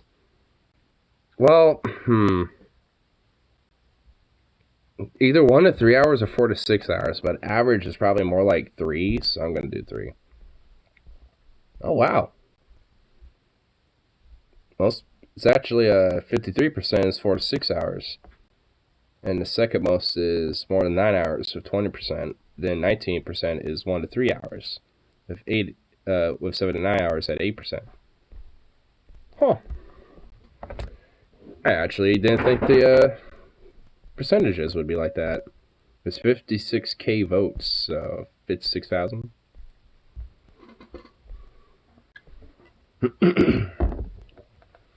I mean, it really does depend. Like my days off, I have like more than 9 hours of like free time usually. Well, I guess it's more like 7 to 9, because I'm doing shit throughout the day as well. So, I don't know. This kind of varies, but I'm thinking on average though. And of course, I work a lot, so that comes into play.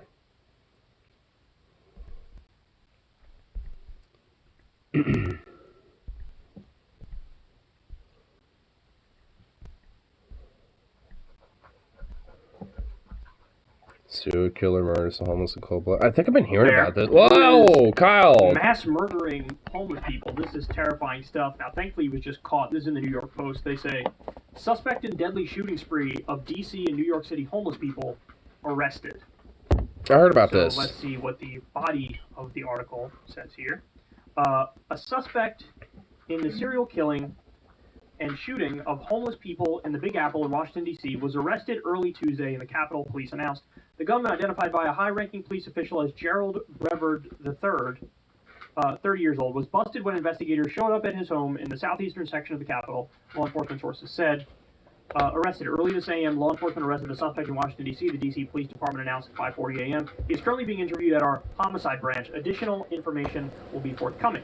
Thanks to the community for all your tips. The arrest came just hours after the force released clear facial photos of the prime suspect, who had been tied to 2 murders and 3 attempted homicides targeting homeless men in both cities. The same man was linked to both cities after chilling video footage caught the cold-blooded slaying of one of 2 homeless people shot in Soho on Saturday. A Metropolitan Police Department homicide captain who used to live in the Big Apple saw surveillance photos and realized they looked like the man in his department was also chasing. Okay. So, now let me give you a little bit of extra information on this. So he stabbed some people. He shot people. He lit homeless tents on fire, the encampments. So, jeez. He also assaulted one brutally before murdering him execution style at point blank range. And look, I mean, honestly, this dude probably thought he was being like some sort of like vigilante, like anti-hero type or some shit. Where it's like, people may disagree with my motives, but I'm cleaning up the streets one homeless tweaker, drug criminal thug at a time. Like, he probably thought he was like some sort of like Batman type of motherfucker or some shit. Like, straight up. Like, this dude probably legit has like some severe mental illness for one. And for two, it's just like, there's definitely very likely a case that, you know, maybe he also, you know, as a justification, you know, was probably thinking that, you know, as a way to kind of prey on pretty much the most weakest on society. Because honestly, for, you know, all in all, like, are cops really going to put that much fucking effort into, you know, looking into homeless people? Not really. I mean, yeah, they will, because that's eventually how they caught the guy, but it's just like, I mean, overall, like, no one's gonna give that much of a fuck. It's why, you know, it went on for as long as it did. I mean, because, like, oh, another homeless person died? Oh, well, probably just another fucking, like, tweaker incident or some shit where someone, you know, fucking, it's like, you know, caught their tent on fire and died. Oh, well, or someone just kind of shot themselves or blah, blah, blah. You know, they'll just make up some fucking cop-out to not really investigate it. I mean, it's like, it's very likely that the dude probably was just, like, thinking, like, hey, you know, I have, like, this urge, you know, to kind of want to, like, kill somebody and shit, but, you know, our streets need to be cleaned up because these fucking, like, homeless people or some shit. And this fucking, you know, serial killer, you know, used as kind of a modus operandi, you know, to go after, you know, legit the weakest on society. And honestly, I mean, when you think about it, like a lot of serial killers in times past will go after the weakest of society usually, because for the most part, they don't like to necessarily go fucking, yeah, like most society doesn't usually go out to try to fucking investigate those type of people, or investigate, like those type of deaths, where it's like, oh, a homeless person, was killed, or like a homeless gay guy was killed, oh well. It's like, I guess we'll kind of glance over the crime scene, alright, well, not much to see, I guess. It's like, I mean, it's like, and I guess nowadays it is getting better about it, but, I mean, it's still, like, definitely a serious issue where it happens. Should give every homeless person serial killers. I mean, there should just be, honestly, a system in place where there isn't a fucking homeless crisis in the first place. So, I guess well, again, I just kind of go back to the point of, like, there shouldn't be a situation where, there's fucking homeless people in the first place. Nor a system that, fucking just undermines them, too, where it's like, oh, but if they get killed and shit, they don't necessarily, get, the same type of treatment as, like, if somebody in their home was killed or something. It's like, they're still fucking human beings. It's like, and at least when it comes to their suffering shouldn't be happening anymore in the sense that they get a home over their fucking head. And have a place where they, can stay and, have, at least, a possibility of getting back on their feet again and shit. Like, I mean, that's at least especially a true, real way to fucking, get the suffering to end for, the fucking homeless people and shit.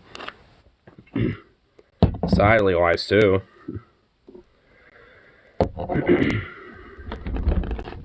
I don't necessarily think that's how it works. I think there actually has to be like a will signed where the person, where the body, or the person of their, body says that's okay. Like, I don't think they necessarily could just do that for, like, just anybody. I think usually people have to be like, yeah, it's okay for, my body to be used for, like, research purposes or for donation purposes.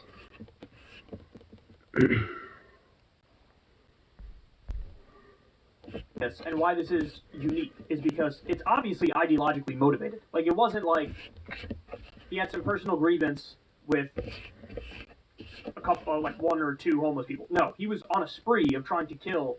I think he successfully killed two, tried to kill 3 others. He was doing some serial killer shit where he's trying to purge the cities, DC and New York City, of homeless people.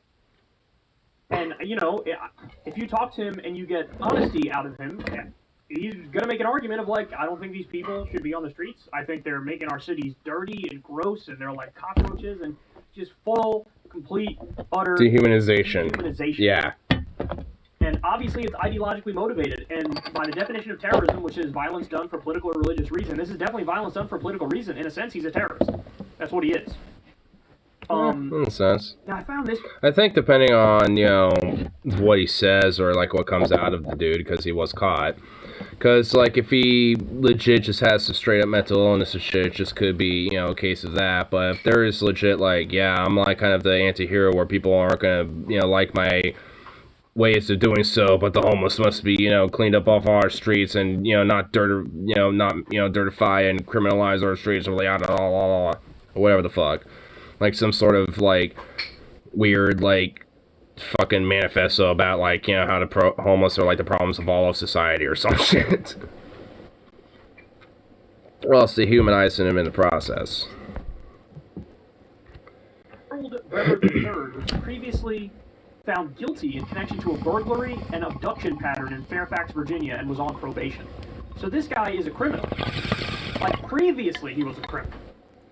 Really? So, the thought I couldn't get out of my head was like, so this dude looks at homeless people and thinks like, these are the undesirables and the untouchables in society. Society looks down on these people, and he thinks that's right. He thinks that's just. But you don't think, like, in the hierarchy of, like, the untouchables and the undesirables, wouldn't most people put, like, proven criminals below homeless people? Like, a homeless person could be out there and never have committed a crime ever. And they just fell on hard luck and they're out there. Or they have mental illness and they're out there. Yeah. But with criminals, oftentimes people think, sometimes fairly, sometimes unfairly, that, like, look, they can't control their impulses, they hurt people, they do premeditated violence. Like, that's way worse than somebody who's homeless. So it's almost like, I mean, honestly, yeah.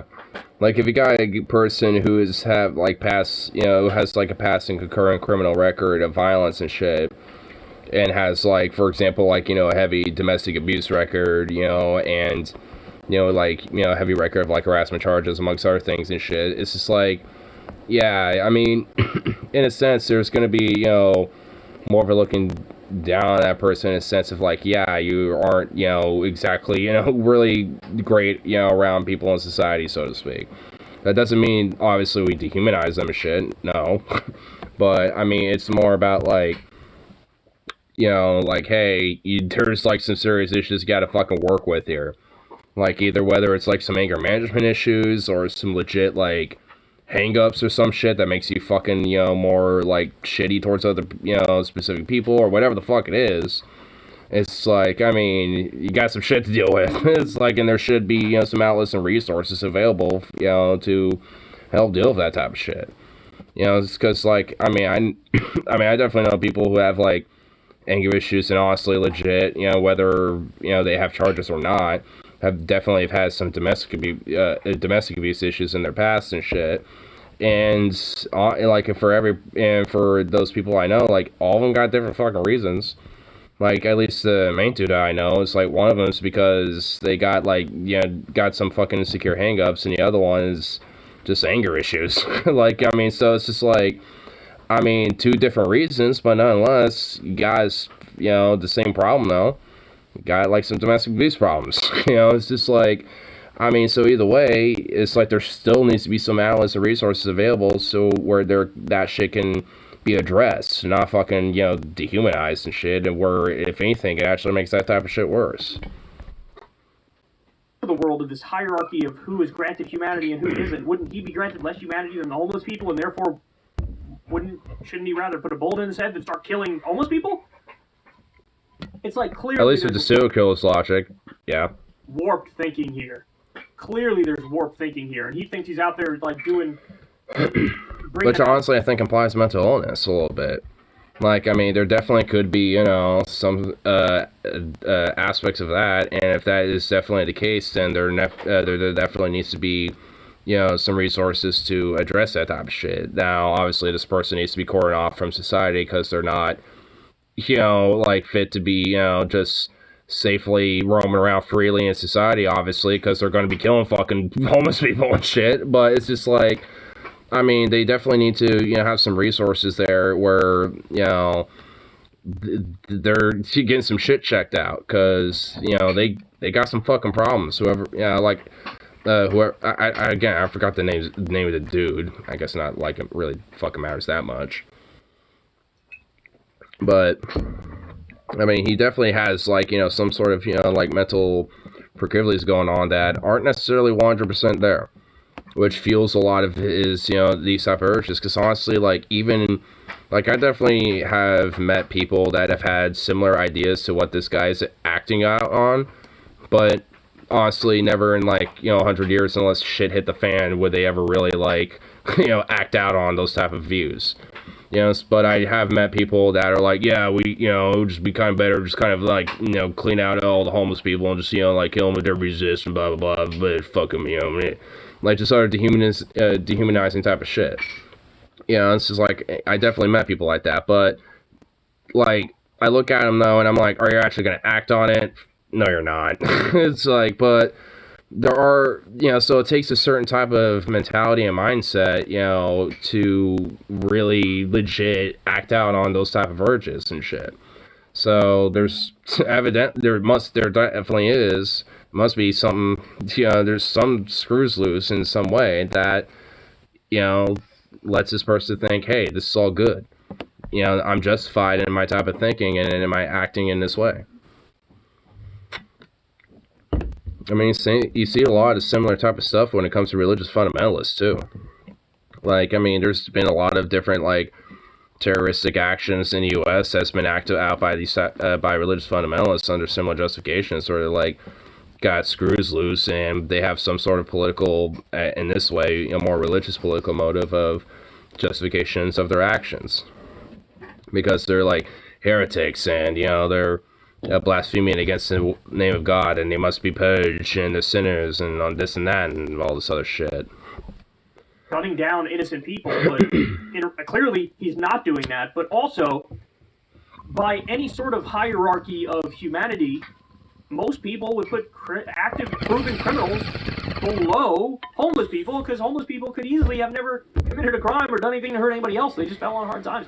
So anyway, I mean, it's terrible. And there has been, I mean, look, we have no idea if this guy where he got these ideas from, right? But there has been a concerted effort on Fox News, among them from Tucker Carlson, to run these incredibly dehumanizing pieces on homeless people, to, you know, treat them like vermin and cockroaches, and the fact of the matter is, it's obvious, but I'm going to make a point anyway, like, you don't know their story. You don't. Now, I'm sure there are plenty of examples of homeless people who it just all stems from mental illness. That's possible. Some it all stems from drug addiction. It's possible. Some people it's both. Other people, with the way the economy functions, and I mean, I definitely know homeless people who are there literally just because of like financial problems. I've known homeless people who are there due to some mental illness issues, drug addiction, you know, a little bit of all three, mixtures of that type of stuff. Because of like one slight little fuck up on a criminal record, now they're like, you know, they have been institutionalized in the system once. Now, like, that fucked them for the rest of their life, and now they're kind of like, you know, trying to get out of a very desperate situation, being homeless. Like, there's all sorts of different, I mean, especially Portland, there's just like, like, it just feels like there's legit dead fucking asses, like a never-ending, like, amount of, like, homeless people that, you know, I could potentially bump into and hear the story of. And I've heard, like, so fucking many. I mean, it's just, like, it really is insane. Like, I mean, and honestly, it's like, I'm only hearing probably, like, 1/10% of, like, all the fucking stories, realistically. Because I'm only hearing, like, you know, probably at most, maybe, like, honestly, realistically, like, out of, you know, all the random fucking people I meet, like, at work, or just, you know, at the bar, or whatever the fuck, just, you know, walking about, out, you know, out in the town, or, you know, whatever I'm doing. Like, realistically, I probably, you know, I've heard, like, 30 plus different fucking stories of, you know, from homeless people and shit. And they're all fucking different. And most of them aren't because they're, like, some, like, criminal vermin or whatever the fuck. It's because of, like, one little hiccup in their life and suddenly the dominoes drop and now they're in that fucking position of being homeless. Like, in a lot of ways, all it took was just, like, one fucking thing, and all of a sudden, like, everything collapsed around them. It's, like, and that really ends up being the case. Especially now more than ever. It's just, like, you know, one little thing. Oh, the rent bumped up too much, now I'm fucked. Like, yeah, there's no way I can fucking keep up on the rent now. And I'm just, like, gonna lose my house, I'm gonna get evicted, you know, or might lose my apartment. Like, or, oh, well, I just lost my job because of X, Y, or Z. They laid me off, or because, you know, I was, like, late one too many times because I have to take care of my dog or my kid or whatever the hell. You know, it's like, there's all sorts of shit, you know, that could happen, you know, when it comes to this type of shit. You know, it's like, I mean, it's just insane. I mean, you have, like, a quote-unquote first world country, and yet it is insanely easy to just be, like, in the lowest of the low if you're just, like, barely making it. I mean, it's just, like, how, and it makes me wonder, it's like, how in the fuck are people legit making it? Like, because I know, and for absolute fucking fact, you know, that, you know, I am a lucky son of a bitch, you know, considering my current situation. You know, and it's, like, knowing my friends and, you know, knowing, like, just the general state of affairs economically, not just regionally here in my state or in my little area, but just nationally. It's just like, how in the fuck are people honestly, you know, making it as it is? I mean, dead ass.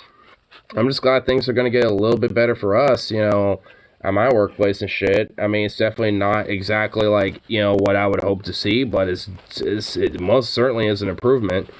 You know, so it's just like, you know, it's definitely something I'm willing to take and, you know, approve of. But it's just like, I mean, you know, it's just like, as it stands now, it's like, Jesus. Even with, like, our new contract at our work that's most likely gonna fucking go through, it's like, I wonder, it's like, how are people really gonna, like, make it even with that? Like, it does help and it does improve, but it's only gonna last for so long when it comes to the improvement.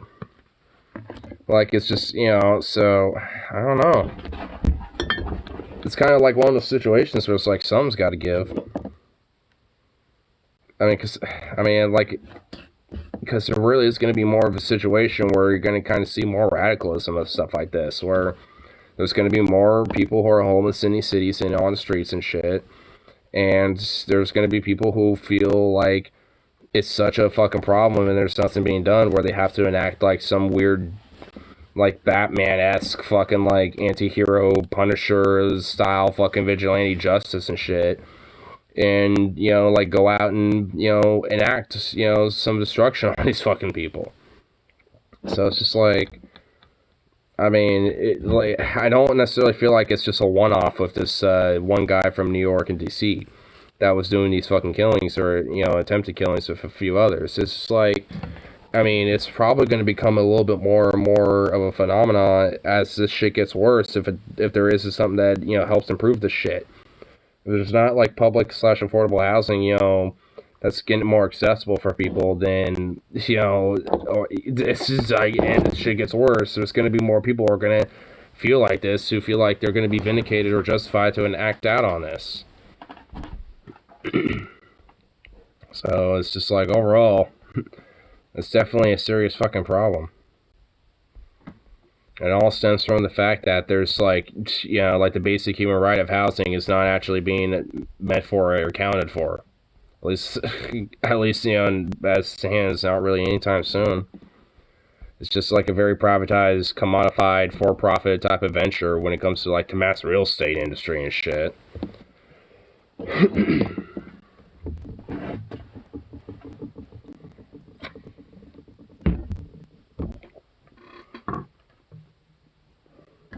Move this off the side. Don't want to knock any of those over. I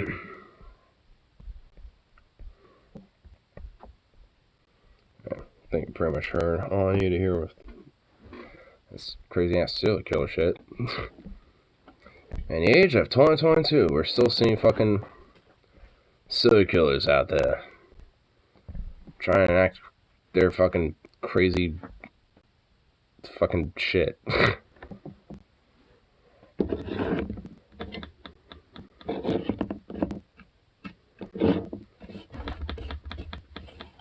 I guess he didn't necessarily do like some Jeffrey Dahmer style shit. I mean, I guess we can give him that. We can give him that at least.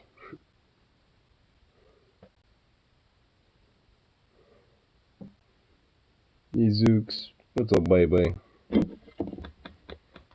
What's up, little boy?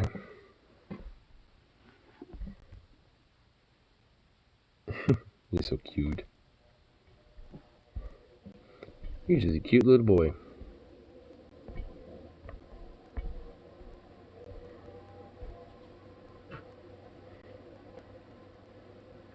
Can I help you? Got a paw on my leg again.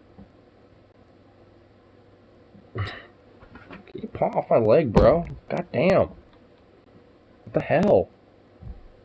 Boo. Boo.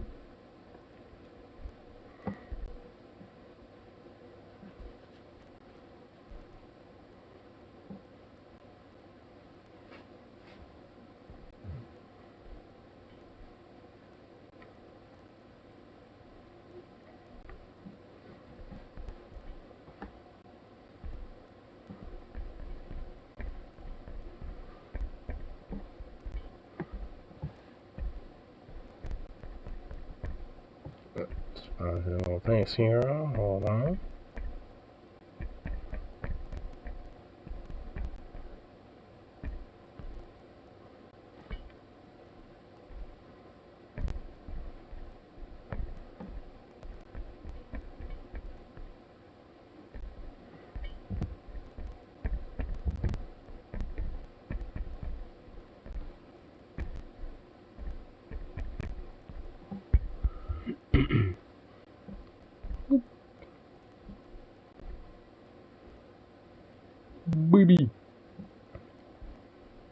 I shouldn't call him for him. He's probably gonna fucking wanna poke at me again. I swear, if he pokes at me again, I don't even know what I'm gonna do. I'm just gonna melt into a mimic blob of mess and just kind of give up. Cause like, no, can't deal with it. Can't deal with your fluffy upsetty. It's ridiculous. Ridiculous, I say.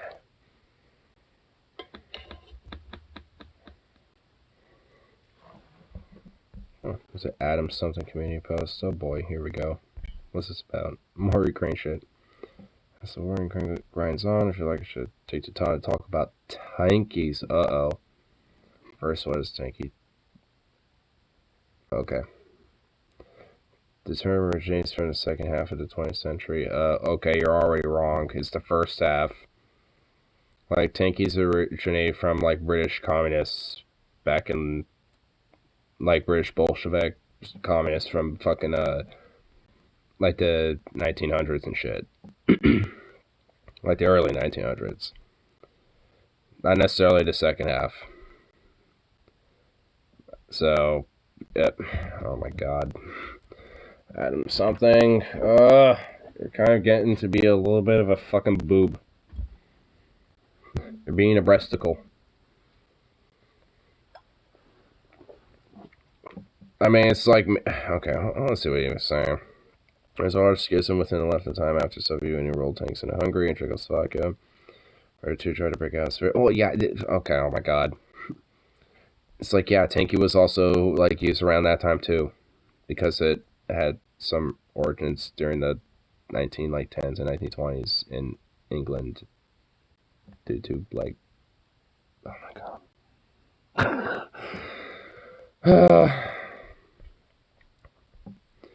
Okay, anyway. Almost love to dispose of this. There were some weirdos who supported the Soviets in the real crackdowns. These were OG tankies back then. There was even OGs to the OG tankies, though, that you're talking about, bro. It fucking, like, oh my god. It originated sooner than, oh my god. Okay, Adam something is, like, starting to become a major boob about things sometimes. It's like, I mean, if you... I mean, it's like, you're not, like, wrong, but that's not where it originated from. That's, like, another element of the influence of where, you know, like, we get tanky of today. But it has older origins, too. Like, oh my god, bro. Adam something. Come on, dude.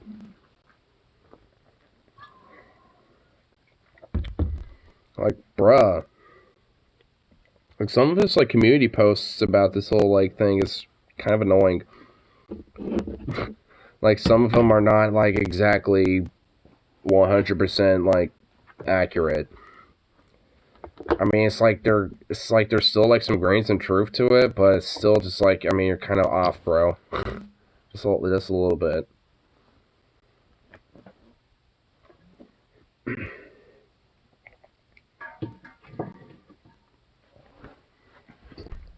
Oh my god, oh my god, this thing is huge. There's so much.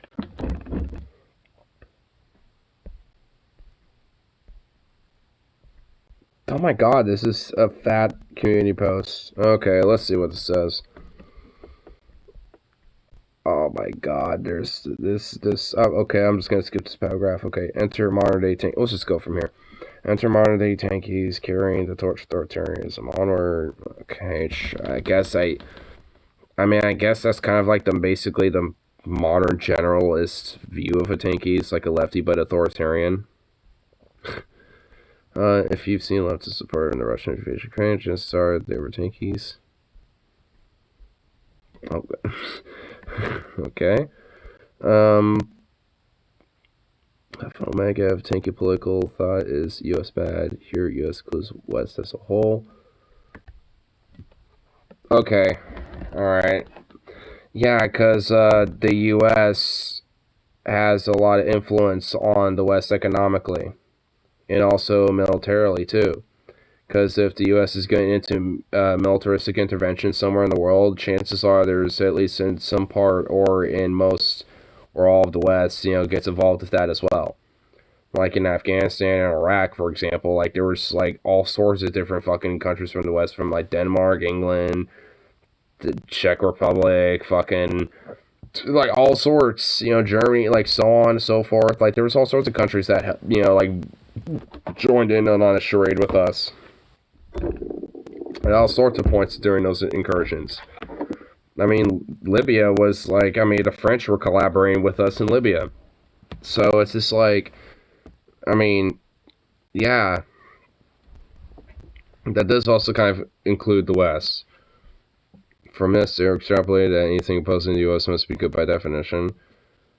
Well, that's where I at least disagree with, which, yeah, there's definitely people that do hold those positions. But I certainly don't. Because, like, yeah, because when it comes to imperialism, whether it's the U.S., Russian, or Chinese, or otherwise, or whatever the fuck it comes from, it's bad. Who currently opposes to U.S., the Soviet Union, China, Russia. Okay, so Soviet Union / Russia. China, Syria, North Korea, Cuba, the list goes on. Okay. Wait. I don't even think we should have, like, negative relations. Why are you throwing Cuba? I guess because of historical relations? These countries all happen to have horrible dictatorships today, aforementioned middle class, strong. Oh my good lord. Yeah, blah, blah, blah, blah, blah. Cuba isn't even really, like, necessarily, like, that bad with shit. If it wasn't for, like, U.S. sanctions, it would have, like, dead-ass, like, the best healthcare in the world. Amongst other shit. So. why is from Cuba in that shit? Just because they had, a dictatorship of Castro? Okay, whatever. President of Cuba, room temperature in Celsius, agrees that these governments are the opposite good. Okay, what? Okay. Why? Because he was bad in their minds. He was such a comically exaggerated evil that most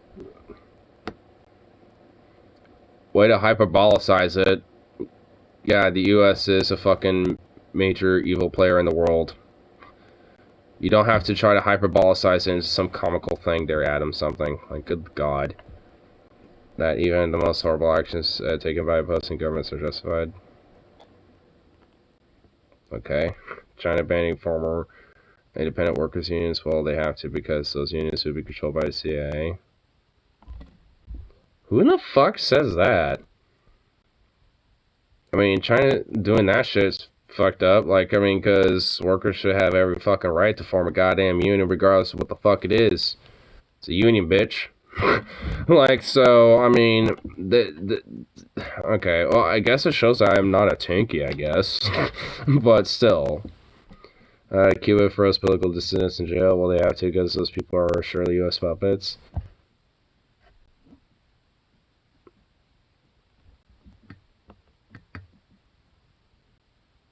The fucking U.S. does this.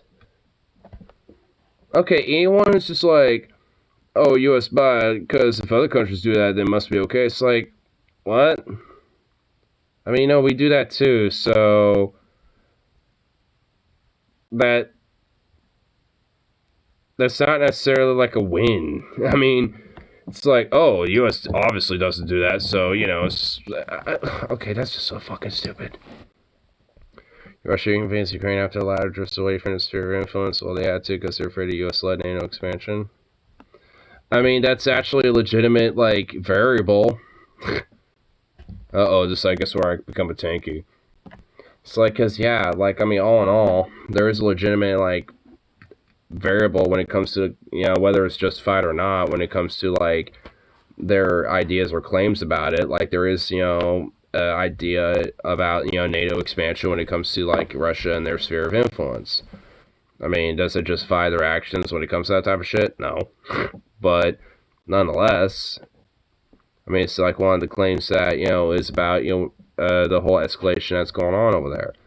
It's because, hey, if they become part of NATO and shit, then they basically kind of, like, surround our entire Western and slash kind of like most populated part of our country and shit, and almost have our capital surrounded, and that kind of, you know, could be a major fucking problem if, you know, shit were to break out and go down, because we can easily fucking get defeated. It's just like, I mean, it's an understandable position, but it doesn't justify their fucking actions, that, you know, especially when it comes to fucking invading a country.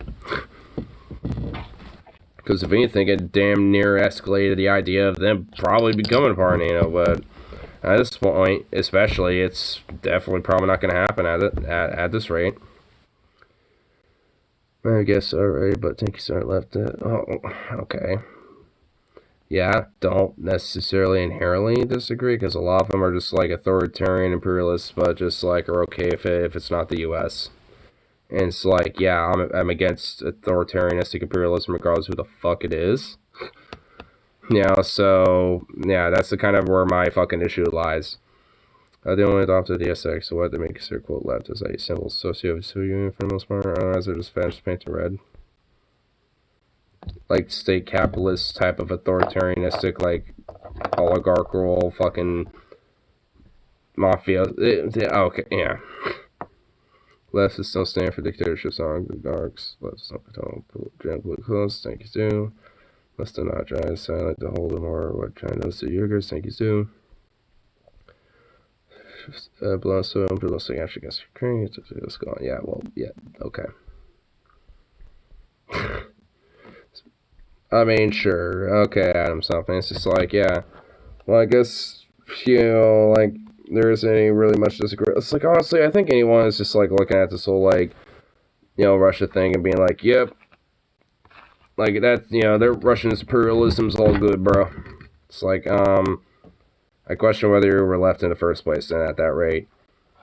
Because just calling yourself left because U.S. bad is not a criteria of leftism, in my honest opinion. So it's just like, I mean, you can call yourself that all you want, but if you're for the whole fucking like Russian imperialistic nature of things, then you're just kind of a fucking pan-Slavic fascist type.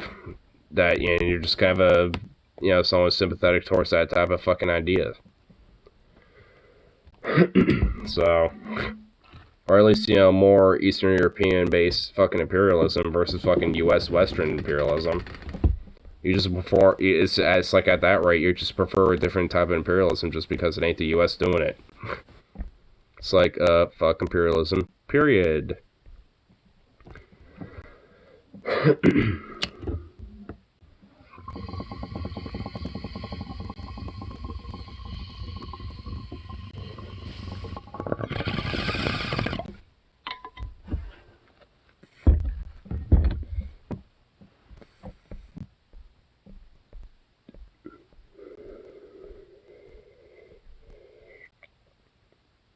You sleepy boy. Well, you're not sleepy at all. You're said something to you and you just blopped your eyes wide open to me.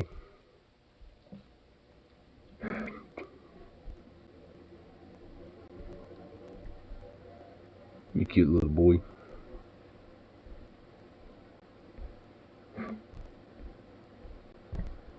You're so sweet.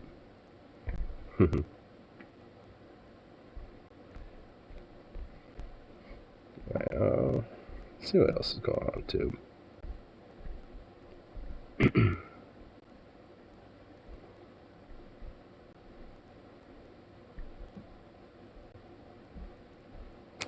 A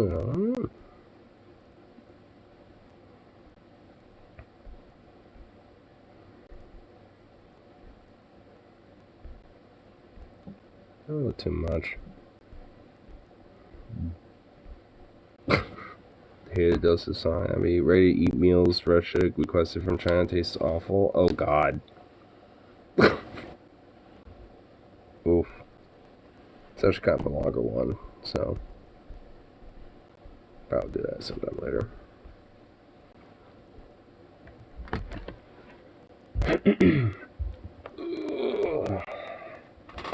But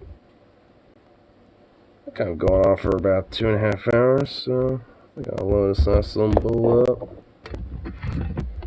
Come on, good for the love, little evening here, y'all. Which I have to go to the bathroom too, so It's actually pretty good timing. I'll just have to kind of adjust the bladder a little bit by doing some motions. There we go. That actually kind of helps.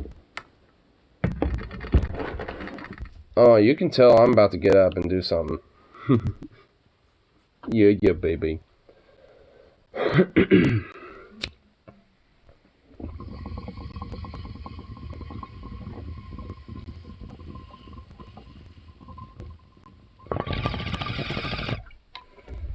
Ooh, spicy it.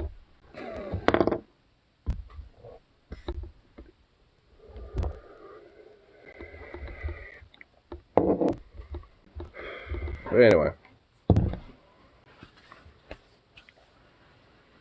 I think I'll call it good for the rest of this lovely evening. So, peace out, and of course, I'll be back around for the next one. So.